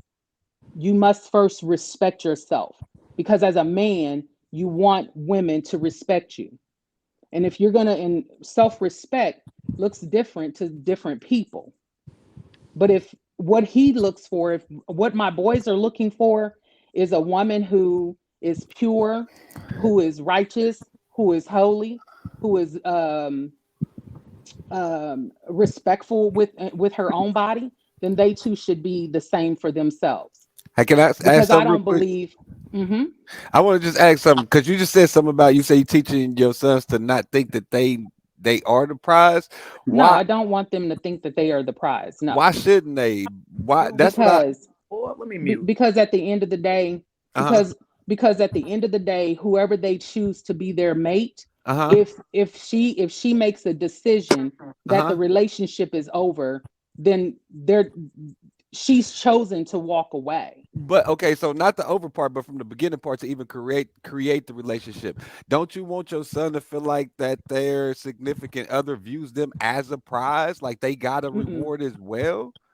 mm-mm, Because then, no, and then I mm-mm, feel like that. Then I feel like that's the reason why relationships don't work out, because it's all about viewing the opposite as the prize and looking at yourself like you're not a I, prize I as well. I I feel like think. real quick, I feel like if we all looked at each other like we was all prizes, then we would all respect each other on that level. And if we looked at ourselves like we was the prize, then we would have that self-respect as well. Because if I'm walking around not thinking I'm the prize, then I'm not thinking I'm worth any value. And if I'm Mm-mm. not looking at the woman that I'm coming after as the prize, then I'm not seeing her as a value. And if she's not looking at me like she got the prize, then she don't see no value. So that's I don't No, think that's something's right. wrong with Mm-mm. you because it would So take for I'm you. not. The only I'm way what I'm I, saying. I'm is close to to what get you're the talking prize. about, So Ella. that's the sad mindset. No, the only way What I'm. to be Hmm. the winner is to gain the prize. So if I'm the prize, you have to be the winner and you have to earn your prize. Because I feel like too many people But around don't both wanting of us the prize and but not don't wanting both of to us work. They're not just giving away trophies. We aren't participation trophies. We are real trophies. So you but got to earn it and be a winner. hey, Copeland, quit muting me, please stop. So what I'm saying is, that's what I'm saying. So if I come to you and I'm picking you, then I automatically think that you on that level, right? I'm automatically So saying, hey, you the prize for me. This is why I'm coming for you. You are a treasure that I've never seen before. But if you view me, and if you don't want me to look at myself like, hey, that you a treasure, but I'm also bringing you a treasure because I'm a valuable piece of gold or a valuable piece of Mm, whatever, then I know who you are. I shouldn't have to do So that. I think you're You missing my should. point though. Well, here if I'm making it clear, I stated that I'm teaching my boys that they must first respect themselves. So however my sons see themselves is what they're going to draw nigh unto them, right? Hmm. So Hmm. if they're going for the prize, automatically their Hmm. thought is I'm worthy of this prize. So Right. I'm not, and they're not, I'm teaching my boys not to be seeking validation outside of themselves. Their Right. Right. approval comes from within. So Right. my boys don't necessarily need to know or think that they are the prize. They will have already a self awareness of their gift, of their treasure. And and Let they me know going into, before we get too far off of what I was initially talking about, um, let me rebuttal because, of course, my daughters got brought into it. So, um, what I would like for you to understand is that the same thing that I have said on the live, I have said to my daughters. And the reason that I have said that to my daughters is so that my daughters can have an understanding of the different type of men, the different things that men do. The fact that they are young and they will be able to be aware of the games that I said in the previous Love Live that men do and play, you know what I'm saying? And it grows and grows the older that they get. You know, the fact that my daughters are aware of that and they also see something completely different coming from their dad. You know what I'm saying? Because my daughters don't meet women. You know what I'm saying? So the thing about it is that just because I sit here and I say and bring awareness to, hey, look, for most men in us, you know what I'm saying? This is a big problem for a lot of men, and this is why a lot of men feel like they can't express themselves because when we do express ourselves, it always gets taken complete 180. You know what I mean? So what I'm saying is that basically to give a foundation of, hey, some of us men, we didn't have those mothers to tell us that, you don't have to do this, you don't have to do that, or you treat a woman like this, you treat a woman like that. We didn't have that. All we had was partners and homies and watching the things that they do. So we followed them. We followed what they did. Why? Because we felt connected. You know what I'm saying? Now, as we're moving along in these things, we are going and evolving into something, a wormhole that we're going down. The moment that we become self-aware of ourselves and we love ourselves is the point that we place value on ourselves from that point on. But before then, it's not there. It's nothing there to give us awareness of that's exactly what we're supposed to be doing. But it doesn't negate the fact that we have built these traumas within ourselves where we believe personally, we feel like we may need a woman for this, we may need a woman for that. You know what I'm saying? When we step outside of that and understand who we are in our self-worth, we know we don't need multiple women for these things.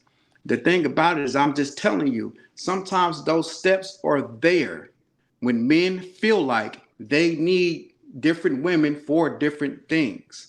Not to say that, accept that. It's supposed to be that. I'm just letting you know that in men, some men believe that because of their upbringing. It doesn't mean and that it doesn't mhm, mean that they're going to stay that way. You know what I mean? mhm. and Because I'm just simply saying this, that what I when I spoke on my Facebook page about what you're saying, I'm simply saying that women don't have to settle for that. If there's a man I who never feels said that a like he woman has, has to. no, I'm not suggesting you are. Just hear me very clearly. What I am saying is that my rebuttal to what you're saying is simply this: women do not have to settle. So if there's a man who wants to approach me and tell me, hey, but I'm interested in, like, being with several women, I'll say I gracefully bow the fuck out. Like, at the end of the day, I don't have to settle, and neither do other women have to settle for a man who chooses to entertain the likes of different women for his own pleasure.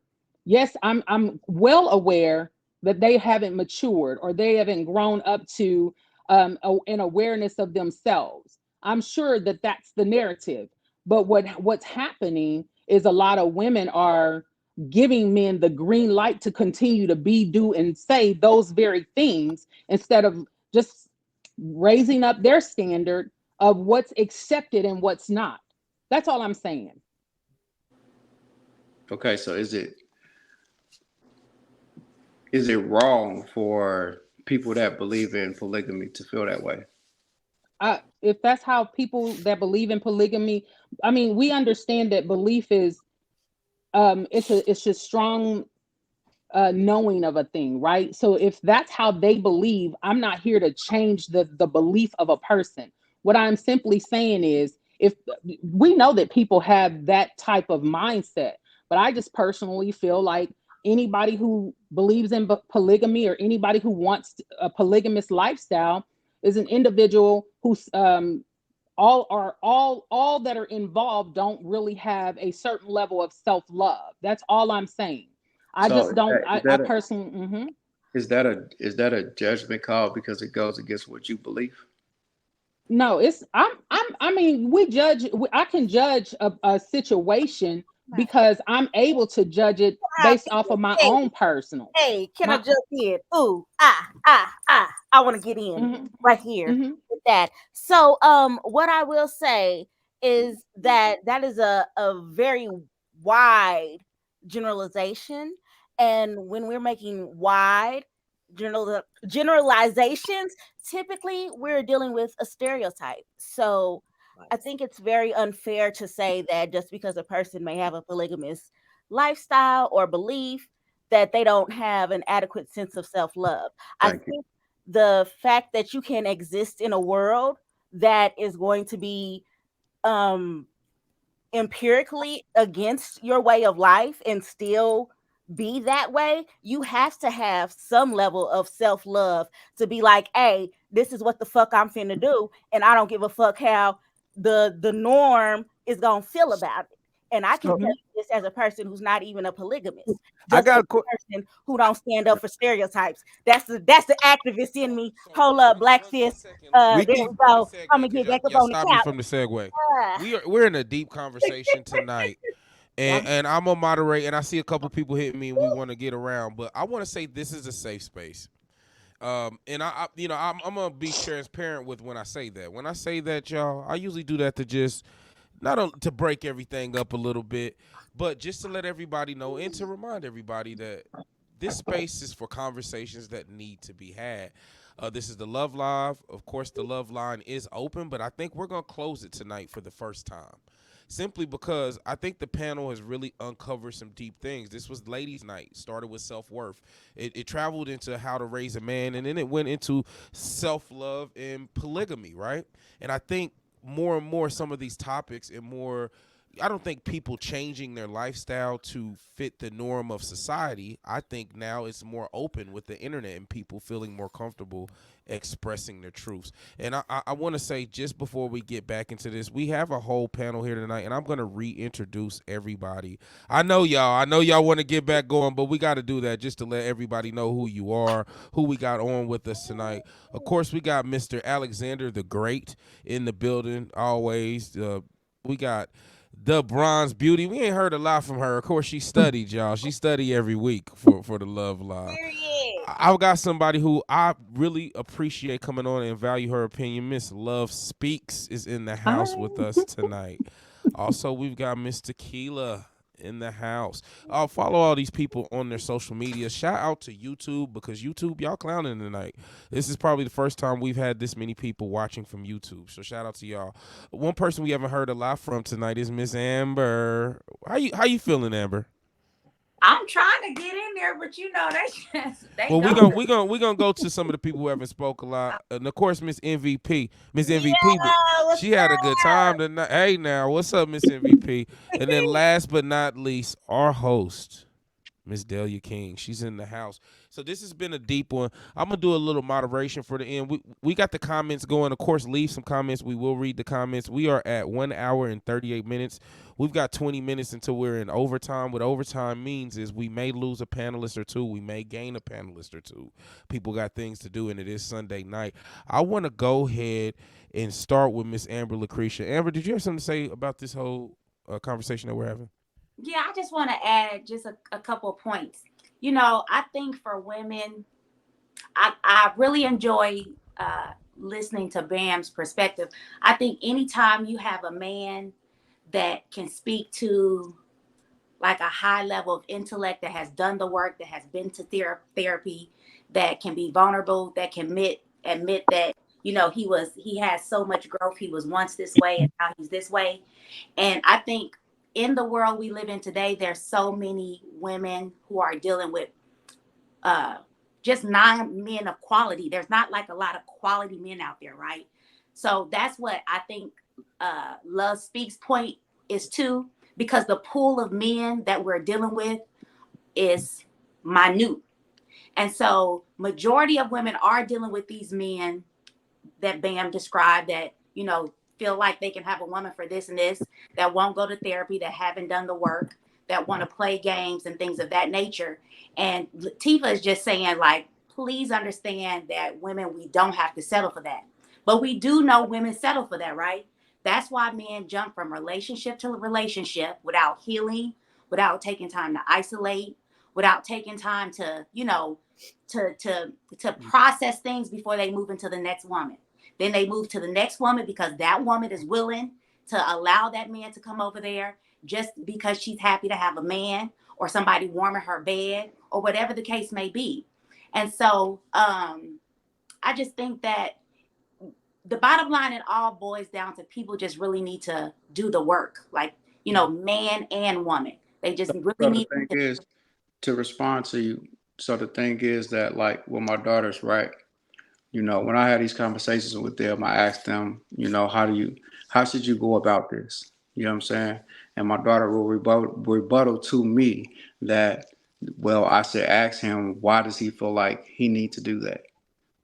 You know what I'm saying? So my daughters are aware that asking these questions is going to help a man throw himself into checking himself, because she is aware and she knows that, hey, I know that some men, you know, they feel like they need a woman for this, they need a woman for that. So when she can go and ask this person, like, do you feel like you need this? Do you feel like you need a woman to, you know what I'm saying, give you money? You feel like you need a woman to give you head? Why? Why do you feel like that? You know what I'm saying? What makes you feel like you can't get that from one woman? She's triggering conversations where he can go inside and check himself. I am helping my young queens come aware of something to be able to help men versus accepting it. You know what Okay. I'm saying? It's So, not, it's not a, you know what I'm saying? Like I'm saying, hey, this is what men do, accept it. No, I'm saying it because I want you to understand that if you have that vision and you know that, you can attack it. You know what I'm saying? You can help trigger points in a person where, hey, you can say something to them where they may think like, damn, maybe I do need some therapy. Maybe I need to go sit down and talk to somebody or do something. Because right now, at that point, they don't see nothing wrong with themselves. They don't see nothing wrong with they doing, because they're getting every single pleasure that they're looking for.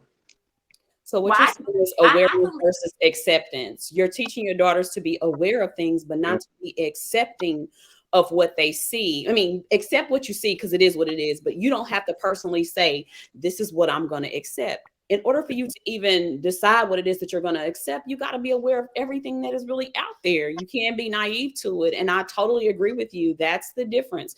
Now, what we can look at and say that women are naive, what if some of these women actually were schooled by their dad and they choose what they want to choose, no matter what? What if they did get that same schooling that you got? And it's not that they have low self-worth, but that is just their choice, because like somebody said, in today's time, people are more open to the internet and they show what it is that they choose versus hiding it, because we actually have that acceptance to do that. But acceptance versus awareness, I agree with you.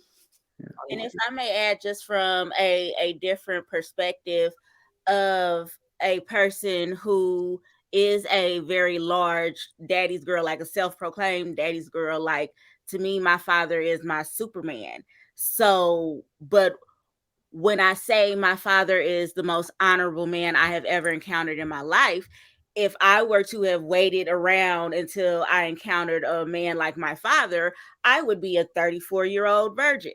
And just like Delia said, my father is of a different generation. My daddy is in his 80s. And shout out to that black man living to be that old. Hello, in this society, in this world, praise to that man always and forever. He will always have my honor, and he will always have my respect. And I can say that as a person who did not even develop a real relationship with my father until after I was an adult, a mother myself, because of the relationship that my mother had with my father and things like that. So it's possible. So I say that to encourage men. If you ain't always been the best daddy, it's always a chance. Get in that little girl's life, get in that little boy's life, love on your babies. They need you and they will honor you and respect you, because sometimes your baby mama really do be on some baby mama shit, like my mama was. Like, so I But understand that. is it safe to say that if your father's in his 80s and you're in your 30s, that he was a man who was able to observe his behavior? So maybe perhaps the person that you get to experience is different than what your mother got to experience. I mean, is it truly safe to say that? Of I mean, course. you're getting to experience your father from a more aware state of mind, right? Would you right? And so I think that it's commendable that your father was able to show you something different, right? Right. Not a lot of women get that experience with their fathers, just to be very clear. And those who do should really cherish it, but also have a space of compassion for your mother, who had to deal with something that you're probably not aware of. Or if you, I mean, you're not, I don't know what your mother did, and I'm not here to, I understand that she's done something that doesn't sit well with your soul. But what I am saying is, you're not, I don't know if you know the depth of your mother's story and what she had to endure with your father, and why she chose to operate the way she did. All I'm My saying mama is, hit my daddy with a car. My she daddy did had to what? learn how to walk. She did what? She hit him with a car. Mm-hmm. He had to relearn how But to but walk. what? Why did she hit him though? I'm not justifying the behavior. I just She want to know, thought he like, was cheating. I he I she thought hope he was cheating. I hope she had evidence, but she Mm-hmm. thought he was cheating, and Mm-hmm. she hit him with a car. And Mm-hmm. probably part of the reason why she didn't go to prison, because she was pregnant with me. So yeah. Mm-hmm. And Uh, then I that's mean, a that's whole the thing nother because thing. You know, I agree. she I if agree she's with Rose. pregnant, if she's pregnant, yeah. you got to also understand that women being pregnant, I mean, you got to think about a lot of factors when it comes to having a heart of compassion for women, period. Like, I'm here to have compassion for men too, and I know that there's a space and time for that, but want you to just see your mother was one, pregnant. She may have had some things going on. She saw some stuff. Your father did some things. I mean, imagine you being a woman pregnant and your man who you thought was faithful to you cheated on you. Pregnant women don't quite, their minds are different. I mean, it's safe to say that, right? You can agree that when we're pregnant, we're different in No, our minds. that's real. That's real. So I'm not, I know it sounds like I'm here to bash men, but I'm not. I'm really here to just help men elevate, grow the fuck up. Like, at some point, yeah, these women, like, you have, like, annihilated your mother, and she gave you birth, baby. She could have lost you by literally running over your dad. Like, she could have had, I mean, so many things, because she could have lost her life. You could have grown up without your mom. She went through a lot to bring you forth into the world. And so I'm not, hear I'm everything that you're saying, and mhm. I'm not trying to I'm not going to totally just like cut you off. I hear you, right?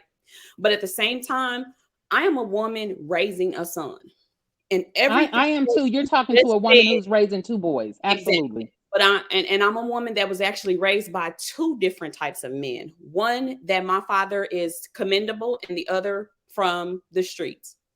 So I've seen both sides. But me being here, sitting here as a mother of a son, I don't care if my brain changed when I was pregnant. It does not matter to me. None of that matters to me. I cannot sit here and say that men don't deserve the same grace and the same value Not that women suggesting that. actually. But this is what I'm saying. Like for me, when I hear the conversation, I'm hearing that men, she should be giving her mother some grace. Absolutely. But I am on the other side of this, and I'm going to say that we as women also need to be giving men grace as well, because they are human and they only know what they know, just like we do at some point in time. I cannot say that I'm a weaker vessel and I can get over them, and men have to look at me and they don't have to worry. That's not the truth. That's not the truth. That's not the truth for women, period. Men, I look at my son and I look at these young women today, and I can honestly say that I blame my generation and the one before for not being able to tell them the truth about what it is, how women are supposed to act, that we're not going to be perfect, and how young men should be. So now they're actually out here pursuing these young men, and they're stepping to them like they're men themselves. And I have to tell my son, hey, remember, you're a black boy for one. You look like you 18 or 21 years old when you really 16, just about to be 17. You got to watch this, because not only is that person out there after you, but the white man after you, this person, there's a lot that men have to deal with.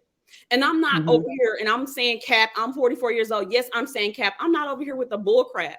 I was raised by good men. I had great men in my life. I have over some men as well. And I have been the perfect mate as well. We're not perfect. So the difference between you and I can point out a couple of differences. The difference between you and I is I wasn't raised by two different men, right? So that's number one. That's different. That's the point. But I also I don't get over on men. I'm not that type of chick. Not perfect. Hold on, let We me need to do wait a things minute. that Like what you're doing is projecting. I want you to understand that I am not that type of chick. I don't go around fucking over dudes because that's not my mojo. I'm not trying. I'm a good woman, and I stand on that. So when so I'm sorry, Tequila, I can't hear you. So you can't hear me. I understand that.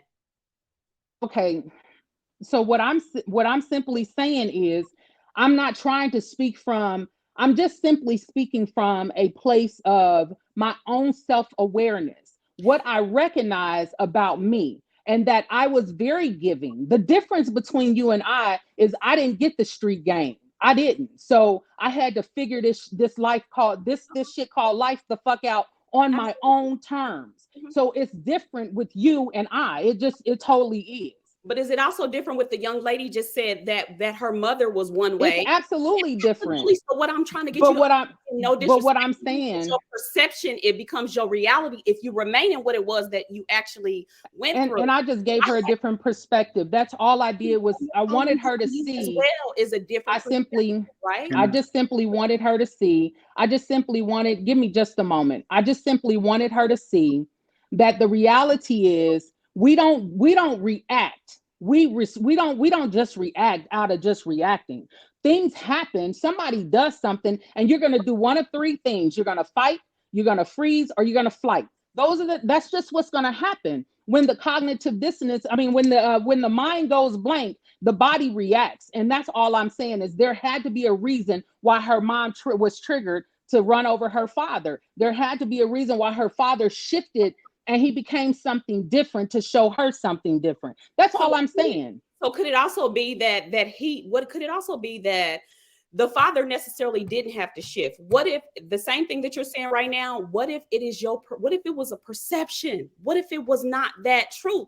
We can't always say that they should have switched or they could have switched. She stated that her mom said he cheated. She hoped that her mom has the evidence. I don't know. I'm just going off of what she said. So can I cut in real quick? Absolutely. Just on the man side, just respectfully. What I feel like I'm getting from, what is it, Tequila?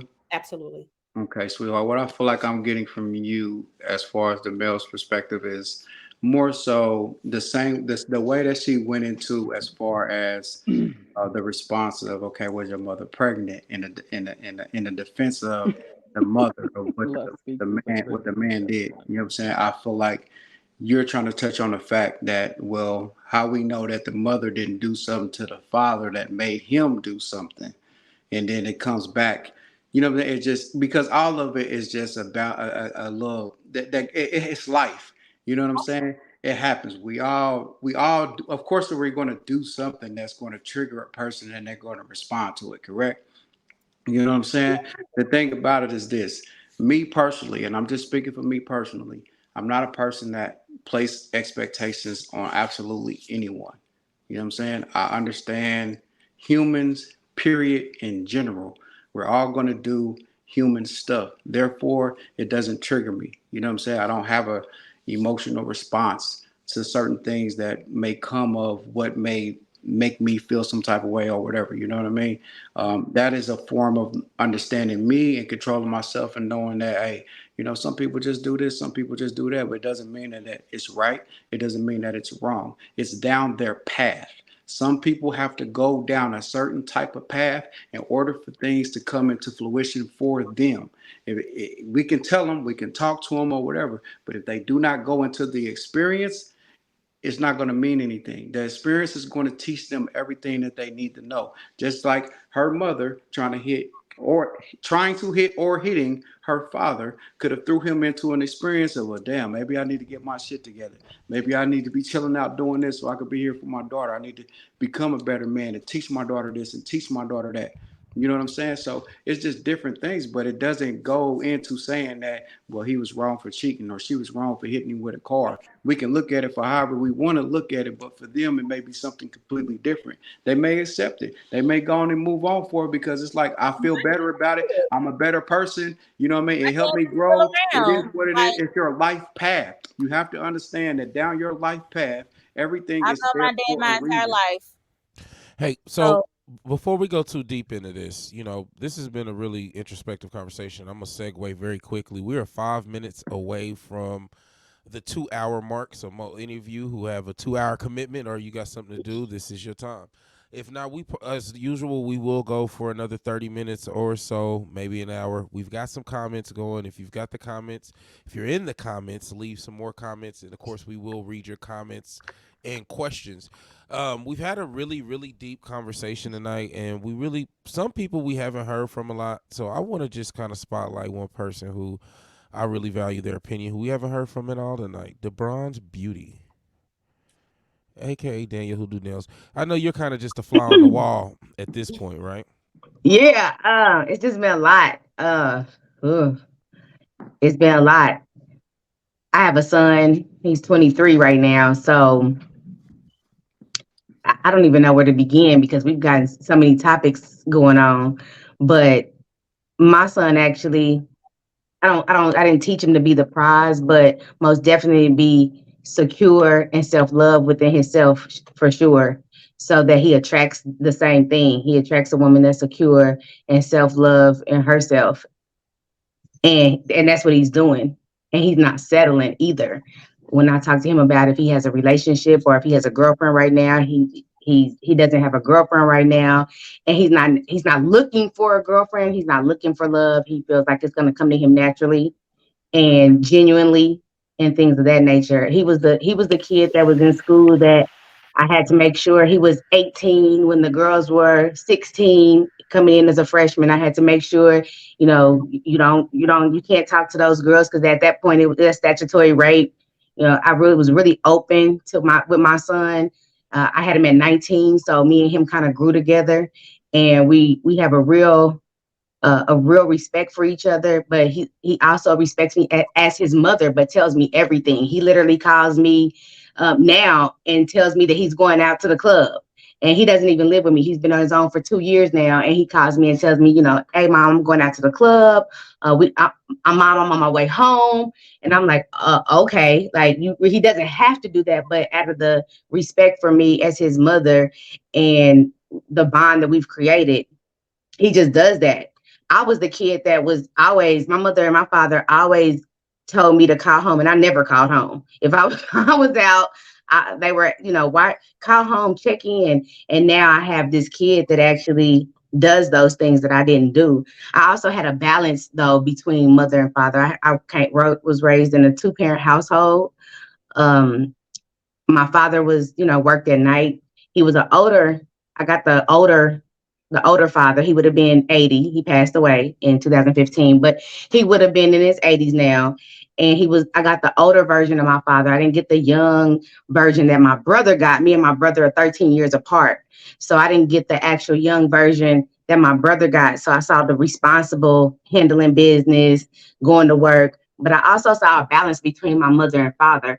When you talk about marriage, I saw where, it was a time that my father was deathly ill and my mother had to hold the household down completely on her own.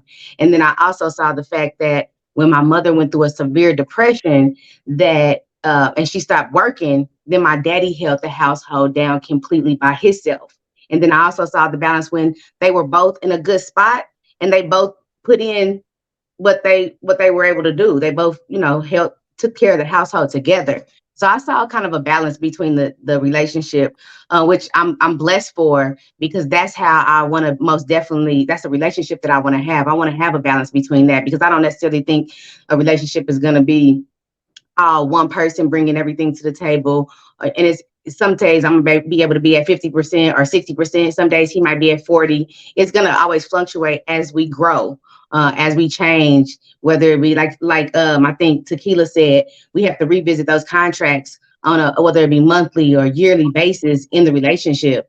And that's also how I've taught my son as well. So and it's a secure thing. It's a self-worth, a self-love, and a security in that because even as men, they have to be secure to know that it's okay to be at 30% sometimes, and you have a woman that can be at 70 and hold you down at 70%, or it's okay for them to be at 100 when you're down at some time, and vice versa. You have to be okay and secure and have self-love within yourself to know that it's okay to fall 30% and your man takes 70% of the relationship right now until the situation changes, because there's going to always be things throughout life that happen that you're gonna have to change. You're gonna have to switch up. So that's what I've kind of taught my son to do, is to always find the balance between him and not lose yourself, not lose your self-worth, and be secure in yourself and know, not settle, and be secure in yourself. So that way, even if it is a polygamy, now I can't even speak, even if he chooses to have in a polygamy relationship, then that's what he chooses. And it's not saying that he lost his self-worth. It's more so he's secure in what he can do, what he can provide, what he what he wants in life, and it all works. And then you attract the people that actually are on that same level. Like you said, love speaks. If that's not something that you would be into, and that's perfectly fine, because it's a group of people that's not into being polygamous. I can't speak to at all today, y'all. But it's people that don't believe in it, and that's okay. That's okay not to believe in it at all. And it's people that do believe in it, and that's okay. That's their choice. Everybody's gonna have a choice. It's just you have to find the balance. You have to be secure in what your decisions are. And if you make the wrong decisions, I've also taught my son, you have to be prepared for the consequences. And that's even in relationships. Whether you cheat, you got to be prepared for the consequences. If that man decides that he's going to stay, or if that woman decides she's going to leave, or whatever the case is, you got to be prepared for the consequences. If I used to be a kid where unfortunately I was a fighter. So there were instances where, my mother would know that I was on my way to go.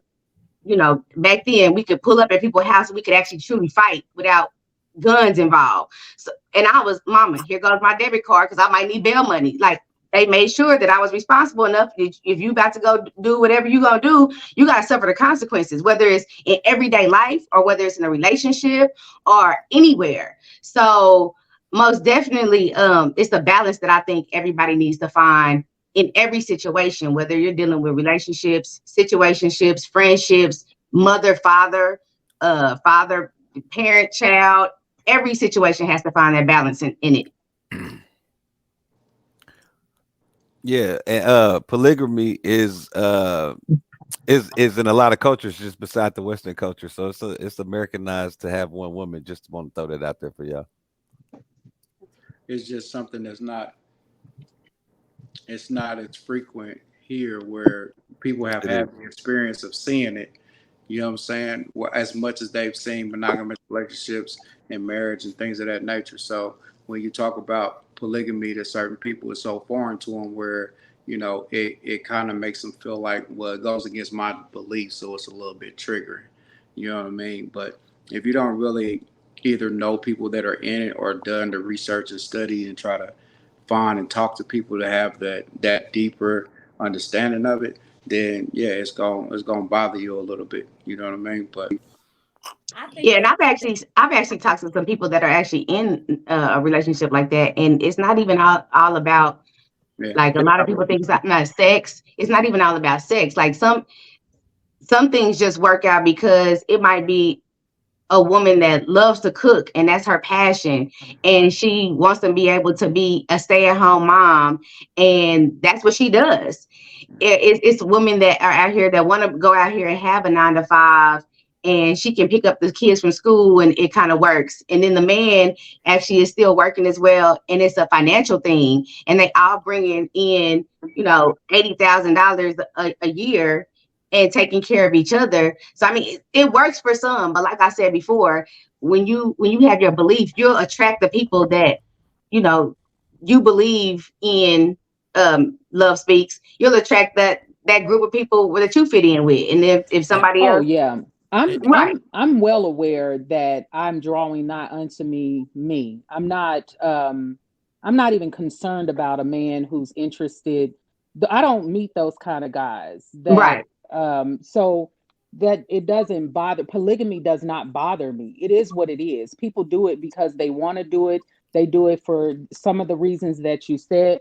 My take on it is I was under the impression that a man who had multiple wives was a man who was able to care for those wives, not right, only financially, but spiritually and emotionally. And a lot of right. guys are not at that level. They can barely take care of one on any of those levels. They can't communicate well. but They can't. the thing, the thing about that is that, and I'm speaking from experience and polygamous relationships with under, knowing people personally, knowing different polygamous relationships personally. You know what I'm saying? And I have seen men that haven't, they haven't even really been on that. It was more so the woman that drew that out of him for him to become and be that.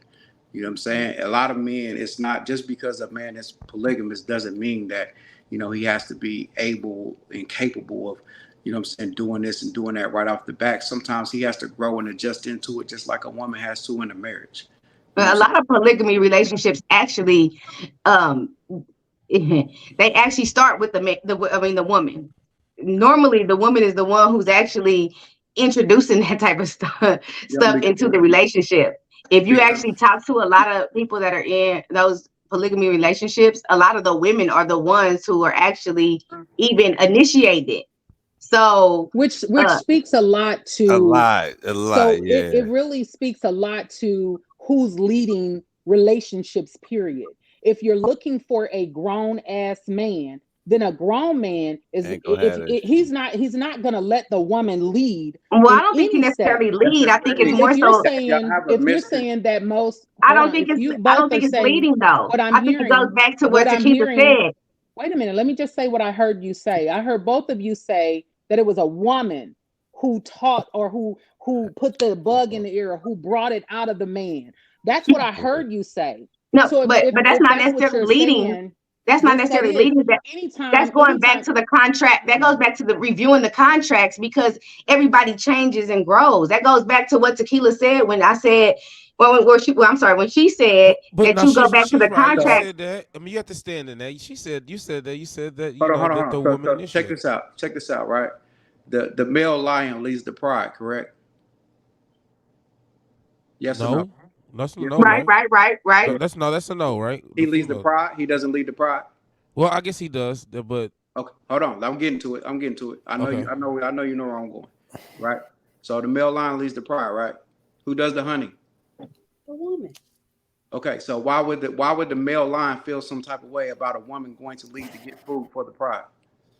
I mean, let's be very clear. I mean, you can use those semantics all you want to Mhm. justify the I'm not behavior. justifying At the end anything. of, but at I'm the end not of the justifying day, anything. Well, you're using animalistic, like The this is reason I'm all using it, animalistic. But at the end of the day, we're different. We're not animals. You ain't We no the are re, in the damn re, lion. body of the reason animals, I'm but we're using not it, really animals. the reason that I'm using it is because for a man and a woman to understand, the problem is that y'all keep trying to fight over fucking leadership.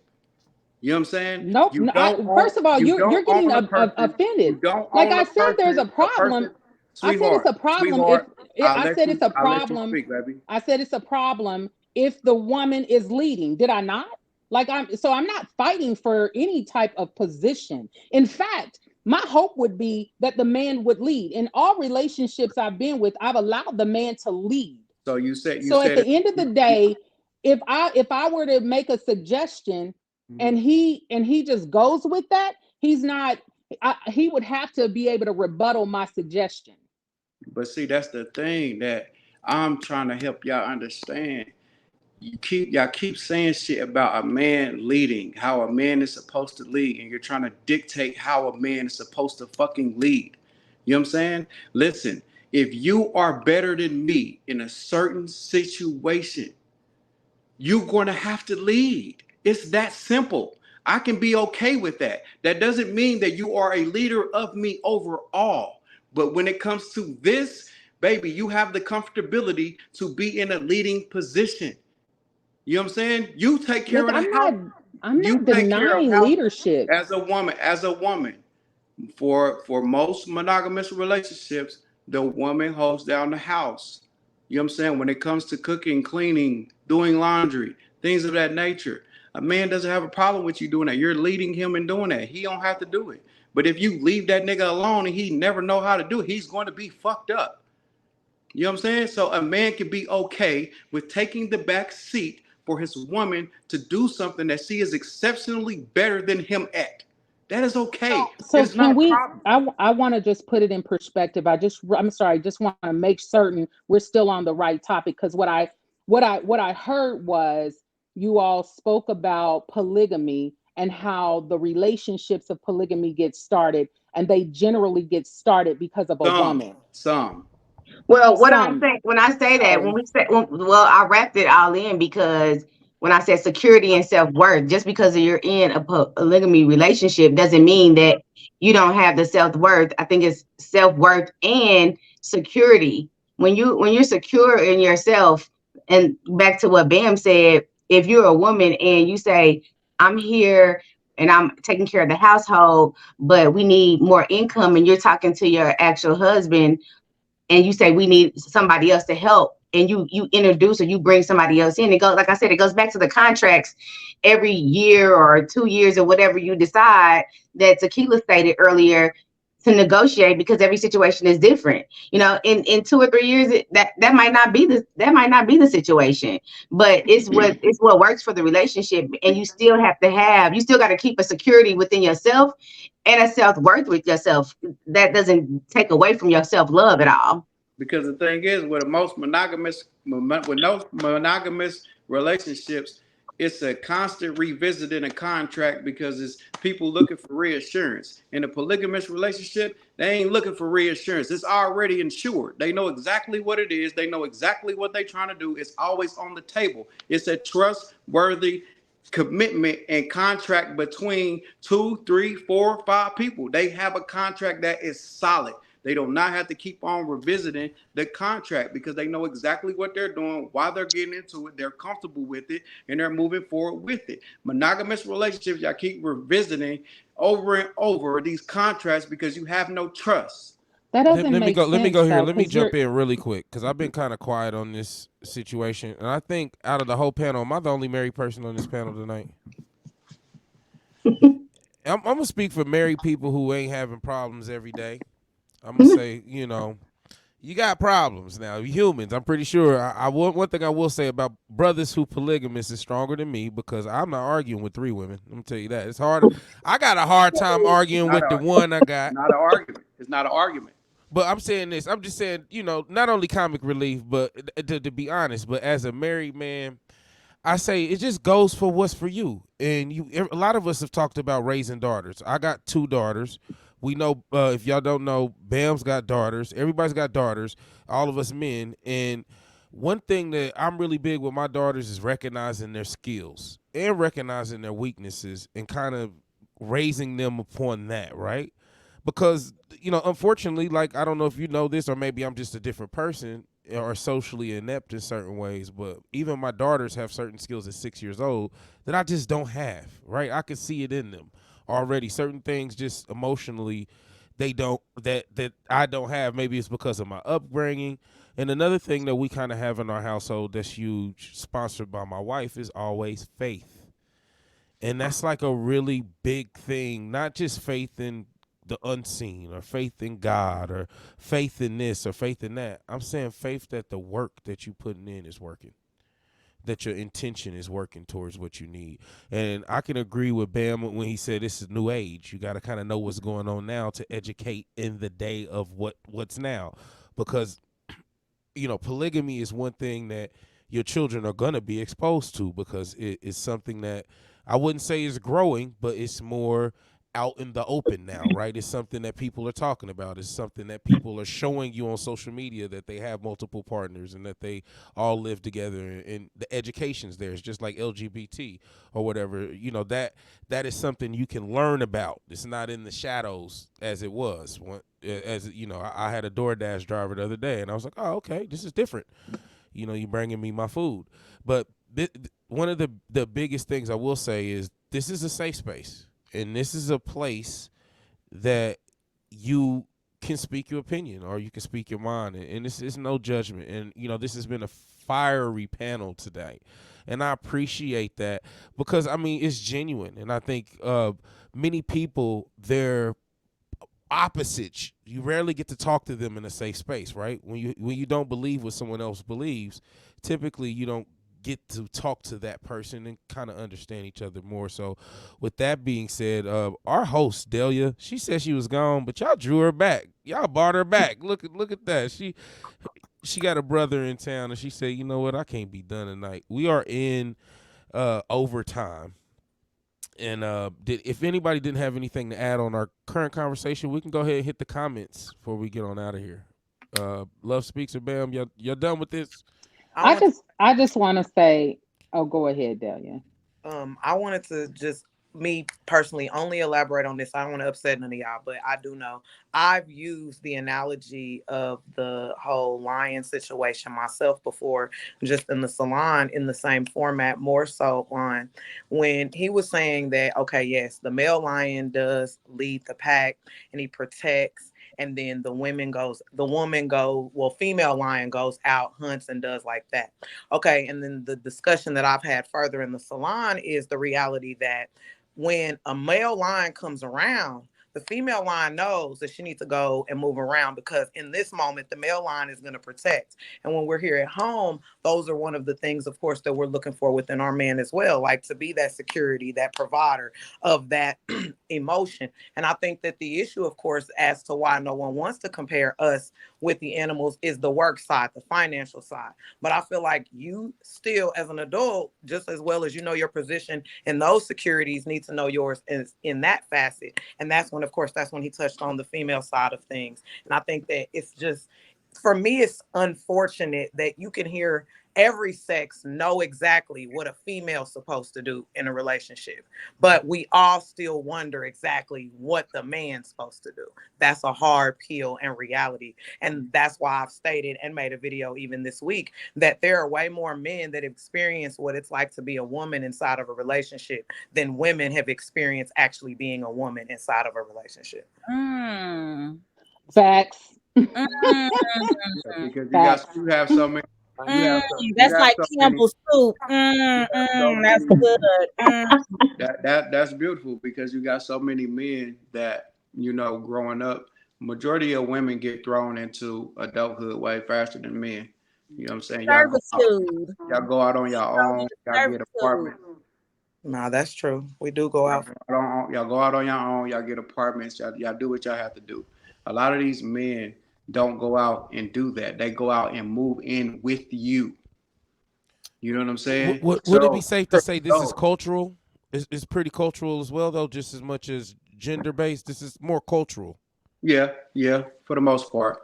You know I what I don't mean? know, but arranged marriages, they move in together immediately too, though. So, Yeah, but But what I'm did you hear yourself? Arranged marriages. what I'm hmm. saying is, and what I'm trying to get at is that, for me, for women, you know what I'm saying, y'all are thrown into a space where y'all gotta tap into a certain masculine trait for yourselves to be able to, survive, because you in survival mode.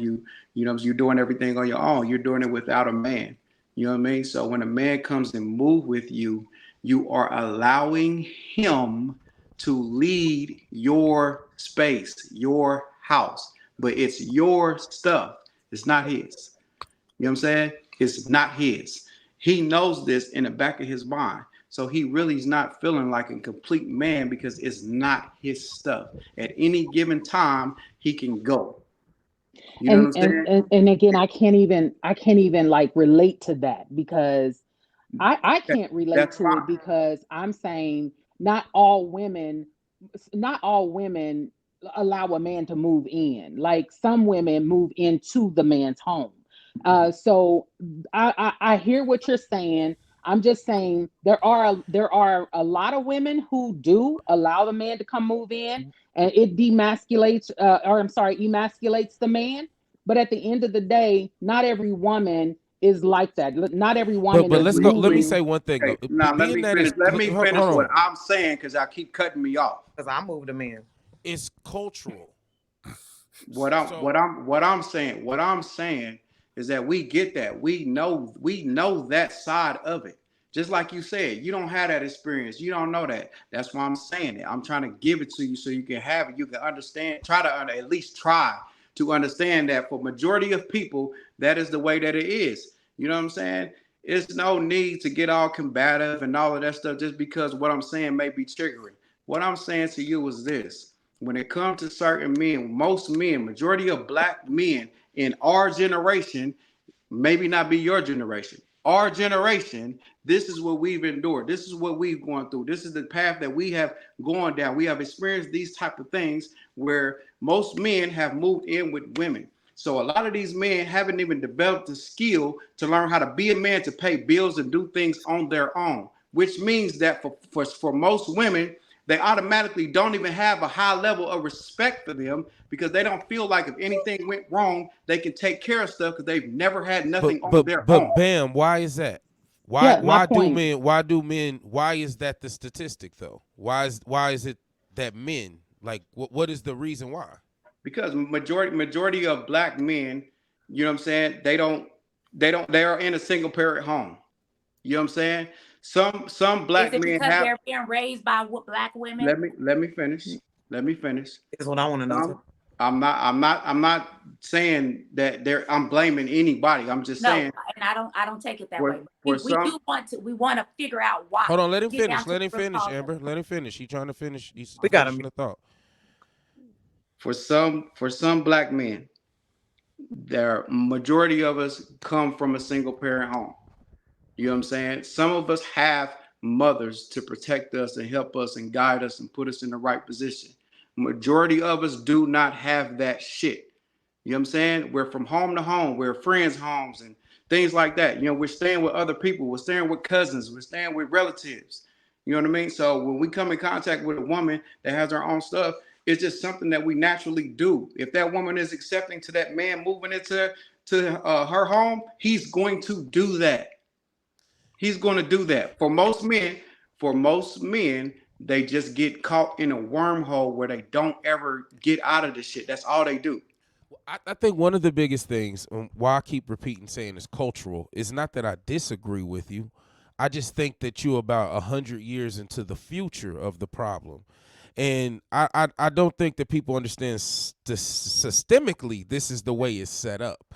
And this is the way it's set up to alienate that party. So, and also it's part of victimization, right? We kind of Bam, we talked about this plenty times. I think we get what we accept, and I think that's respectfully why you said for some people, because it's not the same, but the But how majority many gets how many this. programs are there for women for them to be able to obtain whatever it is they're obtaining?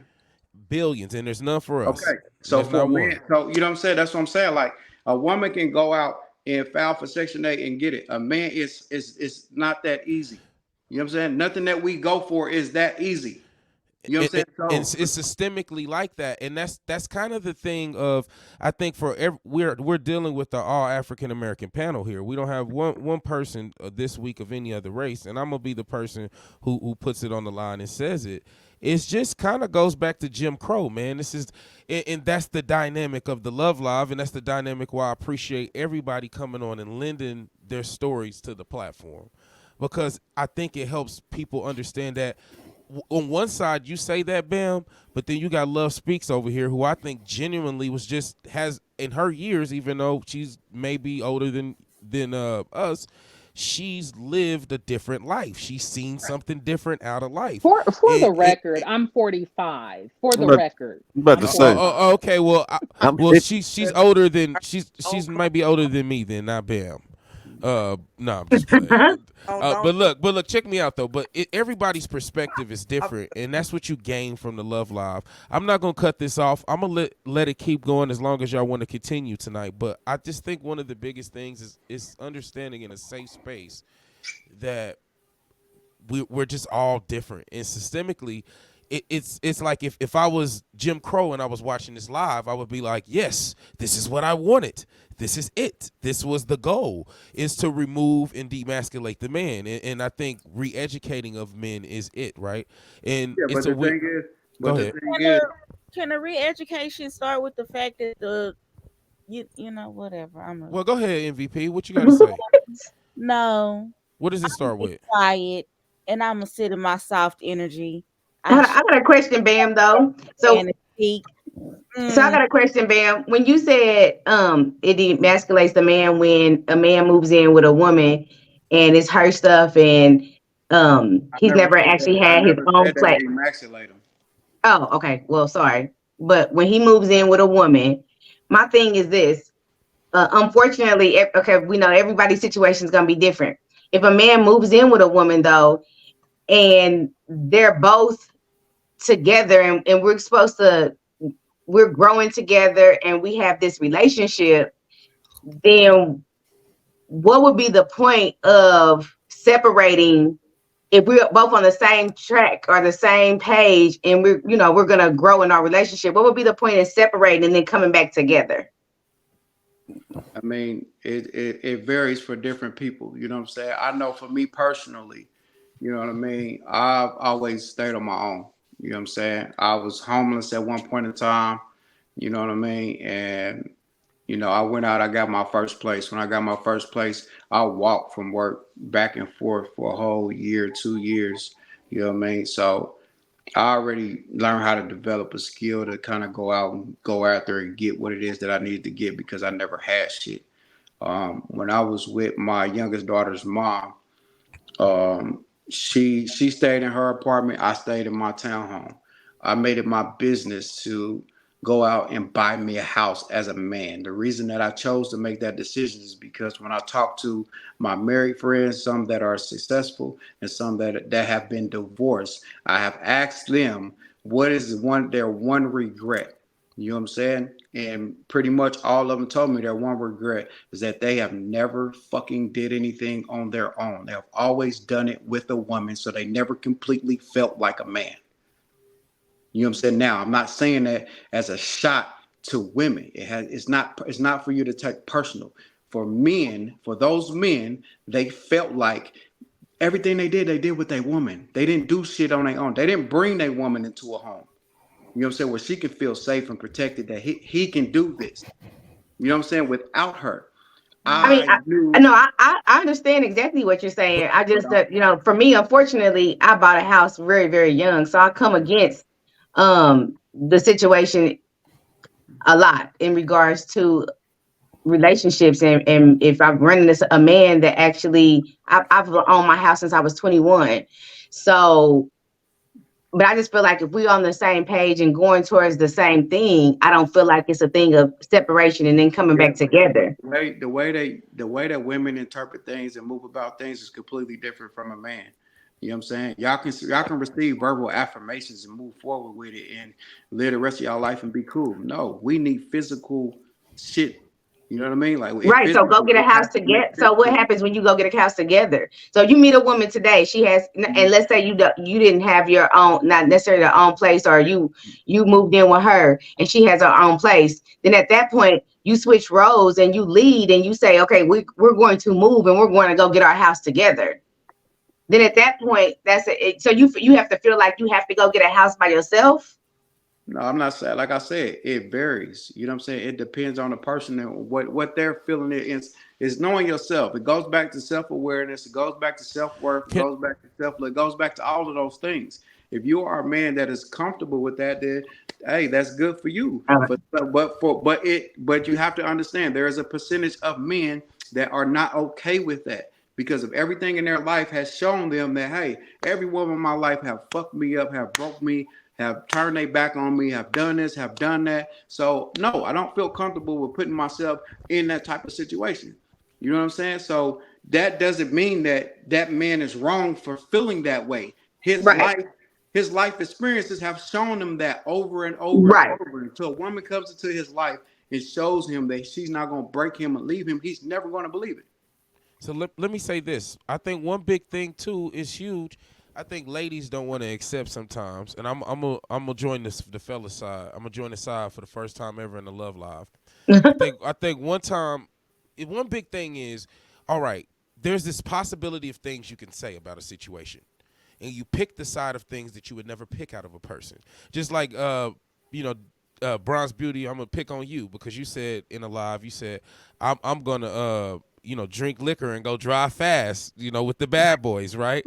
This is what you're gonna go do. So Smoking fat blunts, driving real fast. if okay, you're gonna smoke some fat blunts and drive real fast. But on the other end, that the corny dude who really had the upbringing, I always tell women this.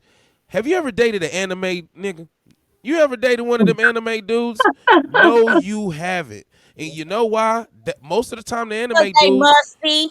all right, whatever. Sometimes I've been in the gym with Bam, and Bam, my nigga, he'll pat me on the shoulder and be like, hey, boy, today ain't your Because day, they run family. like Hey, oh, God. Bam, multiple times we done been in the gym, no, Bam. I'm going to keep it no. real. It's not But because but they at like anime. It's because they fucking weird, man. Okay, I'm an anime nigga. I'm kind of see you describing me a little bit. You kind of Weird describing me. Let me and stop. musty. Let me stop. Let me Weird stop. and musty.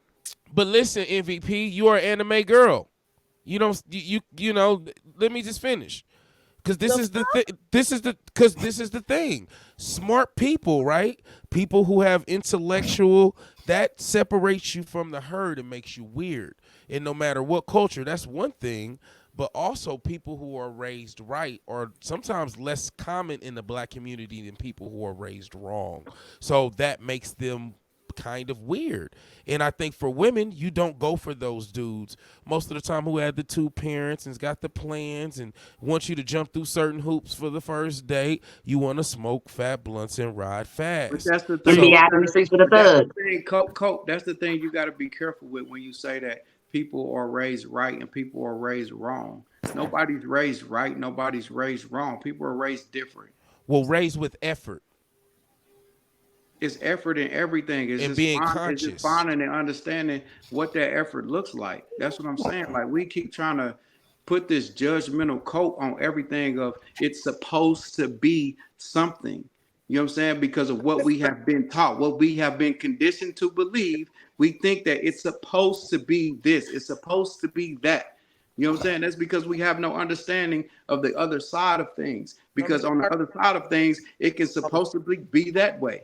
You know what I mean? You have to learn But how to become but okay with the it, uncomfortable. it it's a moral law and everything, so I can't agree with that. It's always a moral law in the bottom line, period. So it's one side or the other, and to say what's good or what's bad and to act like it's not, then that's not true. No, that's not what I'm saying. What I'm saying is this: everything that you felt like is bad, if you learn from it, it became good.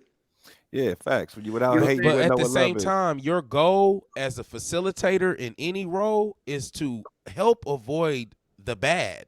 That's your goal. That's what dictates you're a good Yeah, but in facilitator order or for you not. to help, but in order for you to get to that point, you have to have the awareness of both of these things and learn from them. Know how to learn from what's bad. When you learn how to learn from what's bad, the awareness of things that are bad that Right. make you feel some type of way, you can revert yourself from. You can move yourself from it. But if you don't develop that skill, you're going to always perceive something to be bad. Well, yeah, that's why God put crackheads there. You know. Well, that's discernment. That's. But here's the I'm about thing, to and I fight think for the. sometimes for a lot of us, training is it, right? I think Tequila hit on it big time, and she says she's in corporate leadership, and that doesn't make you a better person, but it's a stressful position. Hey, so And hold since on we one did, second. Hold on one second, Al. It's a stressful position, and training is everything. And I think that's been the end of this conversation I, is how you train yourself and how you train, I guess, the people around you, your hey, children, or Coach, what. Hold on one Rice. second. Hold on one second, buddy. One second. So how you train yourself and how you with everybody else is huge, and that's your interaction. But my last thing is one word I'm going to introduce to this before I bring Al back and let y'all finish is conditioning. What you're conditioned to says it all, and unfortunately that changes your perspective. And I think we have a panel of people who have really been conditioned to their perspective because we're all over 30, right? Fair I enough to say. I am so Bring Al upset. back. What do you have to say? I just want to be a goddamn human being. Why the fuck we gotta be fucking? Last week we was locks and keys and cars. Now we lions and being conditioned like dogs and pets and shit. I just want to be a human being. Damn Yeah. it! What I is a human being? woman with a woman's heart, and I want a man who is a man with men's values who will respect me as a woman with my own thoughts, mind, life, and shit going on because I'm a pretty big goddamn deal. I'ma pop my shit because goddamn it, I deserve. And we'll respect that. I don't Can I know ask a question? in all these different analogies. Just respect me as a human being, and let's go from there. Mutual respect. See if we can find mutual interest and admiration, and can we learn and grow from there? Like, why do this shit gotta be so goddamn difficult? It don't have to be. It's It not that really it's But difficult. you It's drinking not that all it's the time. difficult. It's not that it's difficult. It's just people make it difficult. drinking champagne because You gotta go. You gotta go through the motions of all these things to have a deeper understanding. It's not that it's difficult. We make it difficult. It's just different. You got to accept difference.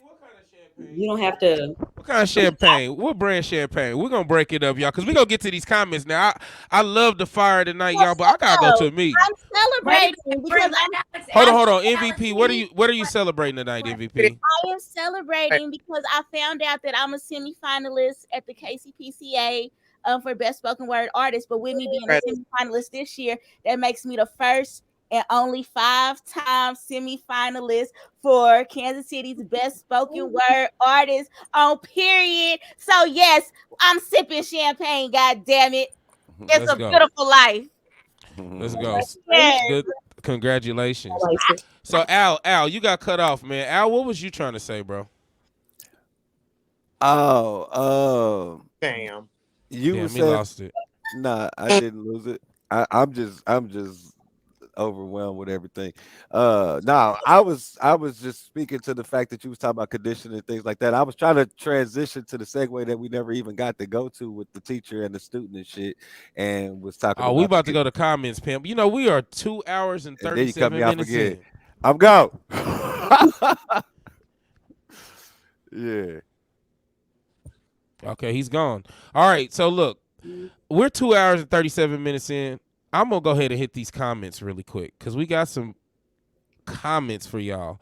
Love does hurt. Loving a man, giving birth to his children and us. Oh, well, Delia, you want to read the comments? Come on, I'm a little far away. Love does hurt. Loving a man, giving birth to his children, and us, not just me raising those children. 24 years married, and we had our ups and downs. We picked up and moved to better ourselves. We were on drugs, and all was looking good. He had never stopped the drugs. I moved myself and the kids out. We divorced, and 15 years later, I found out he had a child with my lifelong friend. I forgave him because he didn't deny any of it. The mother turned her back on her own daughter for checking. What's the rest of it? Oh yeah, let me see if I can read it. This was a long comment for She. checking. Yeah, it don't even. It's not even showing me on here. She done ran out of characters on here now. Mm, Woo. was that was deep. That's some tea. Well, my After beloved, the baby with the friend. Friend, Woo. that's rough. Like, Yeah. that that is a response to my comment, and what I will mm, say is what I've already said. mm, Love that does not feel like love is not love at all. Now, my beloved, all that pain that you went through, there has to be a moment of self accountability. And where do we come to the point where we stop being a victim and start realizing that we are being an enabler to our own pain, to our own suffering, to our own lessening of our value, to our own lessening of our self respect? Because I can talk all the shit about the Aquarius, but as I said earlier, I chose this man every day over other men when I could have been with better men, when I could have just been on my goddamn own. I chose this man every day because I loved him, because I value loyalty, because I saw something in him. So at some point it has to, no matter how bad he did me, I have to come to the conclusion in my mind, I allowed myself to continue to go through that. Yeah. When love stopped feeling like love and start feeling like hate, like pain, like violence, like covering shit up and lies and secrets and shit, instead of me choosing myself and getting up because this was not love that felt like love, I stayed in a situation. No facts. So Next. it was not that, and me having to come to self accountability, and me being able to take that, because as I believe accountability grows you, so we need to not run from that, run into the accountability so you can get to your best self, your higher self. At some point I enabled the behavior by staying. He was able to treat me that way because I allowed him to treat me that way. And it's Yeah, not. but we still got to tap into the fact that you got to understand what love is to even go with the notion of understanding, like, what don't feel like love, because what you may perceive to be what feels like love may not be that to someone else. You got women out here that deal with highly successful men and allow them to cheat because they financially keep them straight. You know what I'm saying? So some women, they don't feel like that's love, but some women, they do. You know what I mean? So it's like you still got to tap into, whatever it is you believe and feel like love actually is, to have some type of moral compass about yourself, on your self love, on your self worth. You know what I mean? Because if you feel like shit, all you worth is a motherfucker giving you some money and buying you some shit, but still messing with other women, and you know that you deeply, discondone that, but you putting up with it because, you want to live a certain type of lifestyle, then, you're doing it to yourself, like you said. But at the same time, like, you still got to tap into what it is that, love is innately in yourself. It ain't got shit to do with what everybody else feel like love is, or what it's supposed to look like and feel like. Is what it feel like to you. No, That's straight the up. facts. I agree with that. And let's get to the next comment. And you said it, man. Almost like you read the comment. Forgiving yourself starts the path of self worth. And I think that's huge, getting over some of your own things. Let's keep on going down. In a hall, deep conversation. Raphael Hamilton, truth is truth. I want to tap back into that comment that we went up to, because No MVP. We getting out of here. We've been here for 3 hours, girl. We've been here for 3 hours. shit then. Okay, look. I'm sorry, we in after hours. You gotta read the private chats. Now we getting on out of here, y'all. I love all y'all. Appreciate y'all for doing what y'all do. Y'all didn't draw my wife out. My wife said, congratulations, MVP. Thank you, beloved. Congratulations. Bye. She also said people have to grow sometimes. Separating and having space to grow as an individual is necessary in some cases. It's huge. It's huge. Also, too, we got somebody giving away who our special guest is our last comment next week. The slaps. So if y'all know who Uh-oh. Will Slap is, we got the slaps coming next week. They're gonna do their thing. Yo, And yo. before before we get on out of here, I'm just gonna give everybody a chance to speak their piece one more time before we get out. Looks like we've already lost one.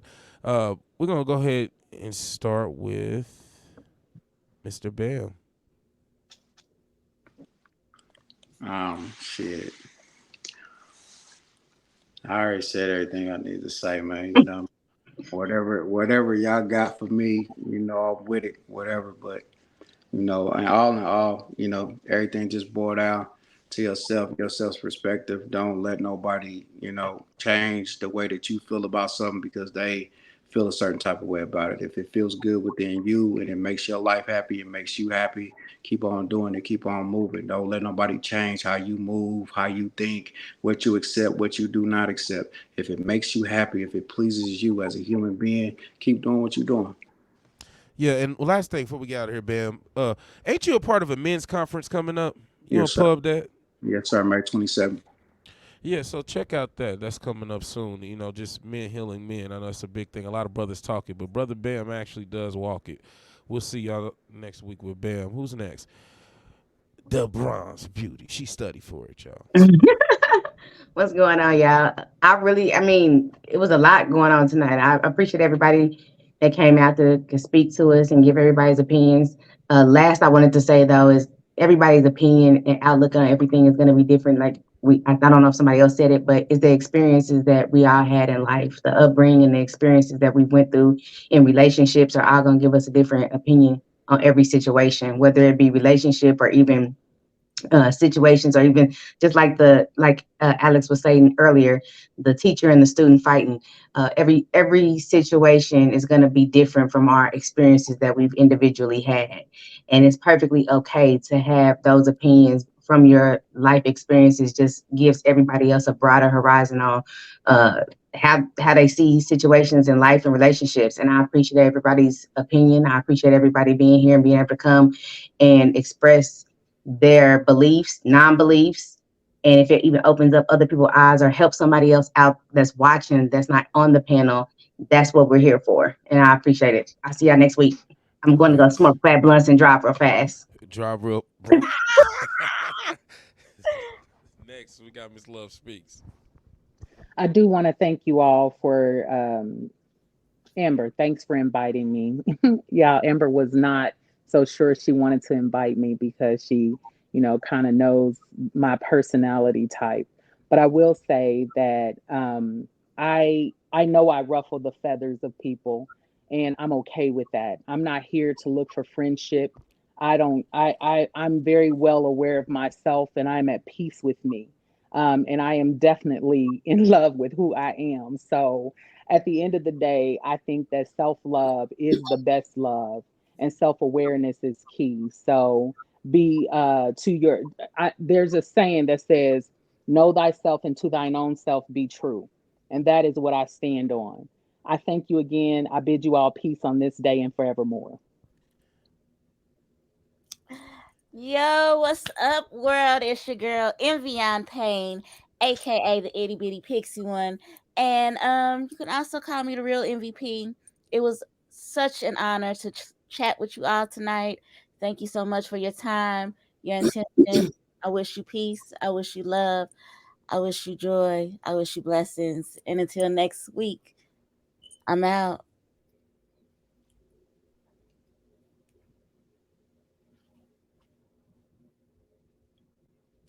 Oh, is that me? You didn't fell asleep. Come on, this is on you, Am. Oh, my bad. Sorry. I'm sorry.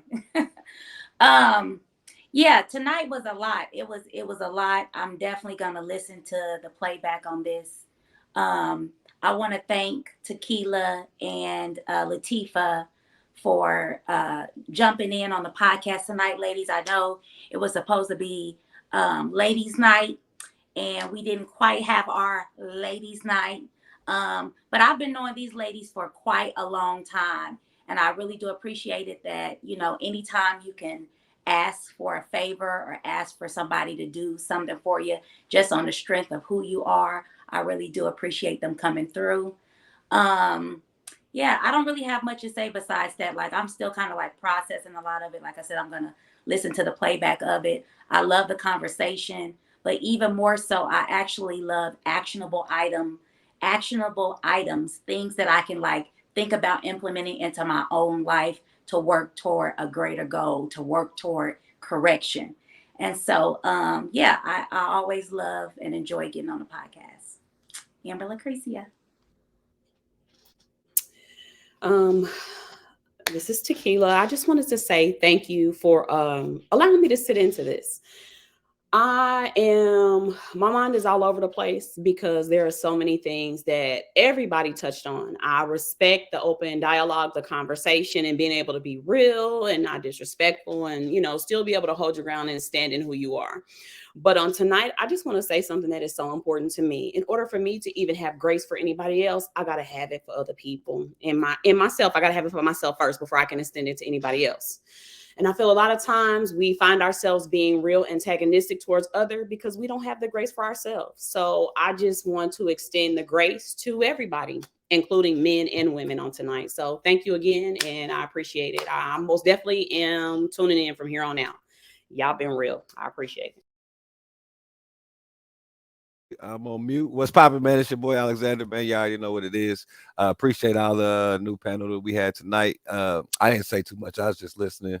Copeland kind of pissed me off. But yeah, hey, we're gonna do this every Sunday. Love Live. It's a safe space, even if it don't feel like it sometimes. But bless y'all and have a good night, man. And just wrapping up tonight. Tonight was one of those ones, y'all. I think we have different vibes. This is probably the least segue show I've ever done. And I appreciate everyone coming on. If you didn't know, we had intentions on having ladies' night tonight, and we will be having ladies' night soon. I may take open panelists even from the viewers if you want to be a part of the Love Live. Hit me up. We're gonna do a ladies' night because we want to continue to provide that safe space and that talk. If you didn't know, the playback will be available, of course, as we have, but pretty soon we will be moving all playback to Apple Music, Spotify, and Patreon for full version playback. So shout out to everybody on YouTube. Shout out to everybody on Twitch. Shout out to everybody on Facebook. This is Copeland signing off. Now, normally we got Delia, but next week she'll be back. As you know, we'll have the slaps on next week. So, peace.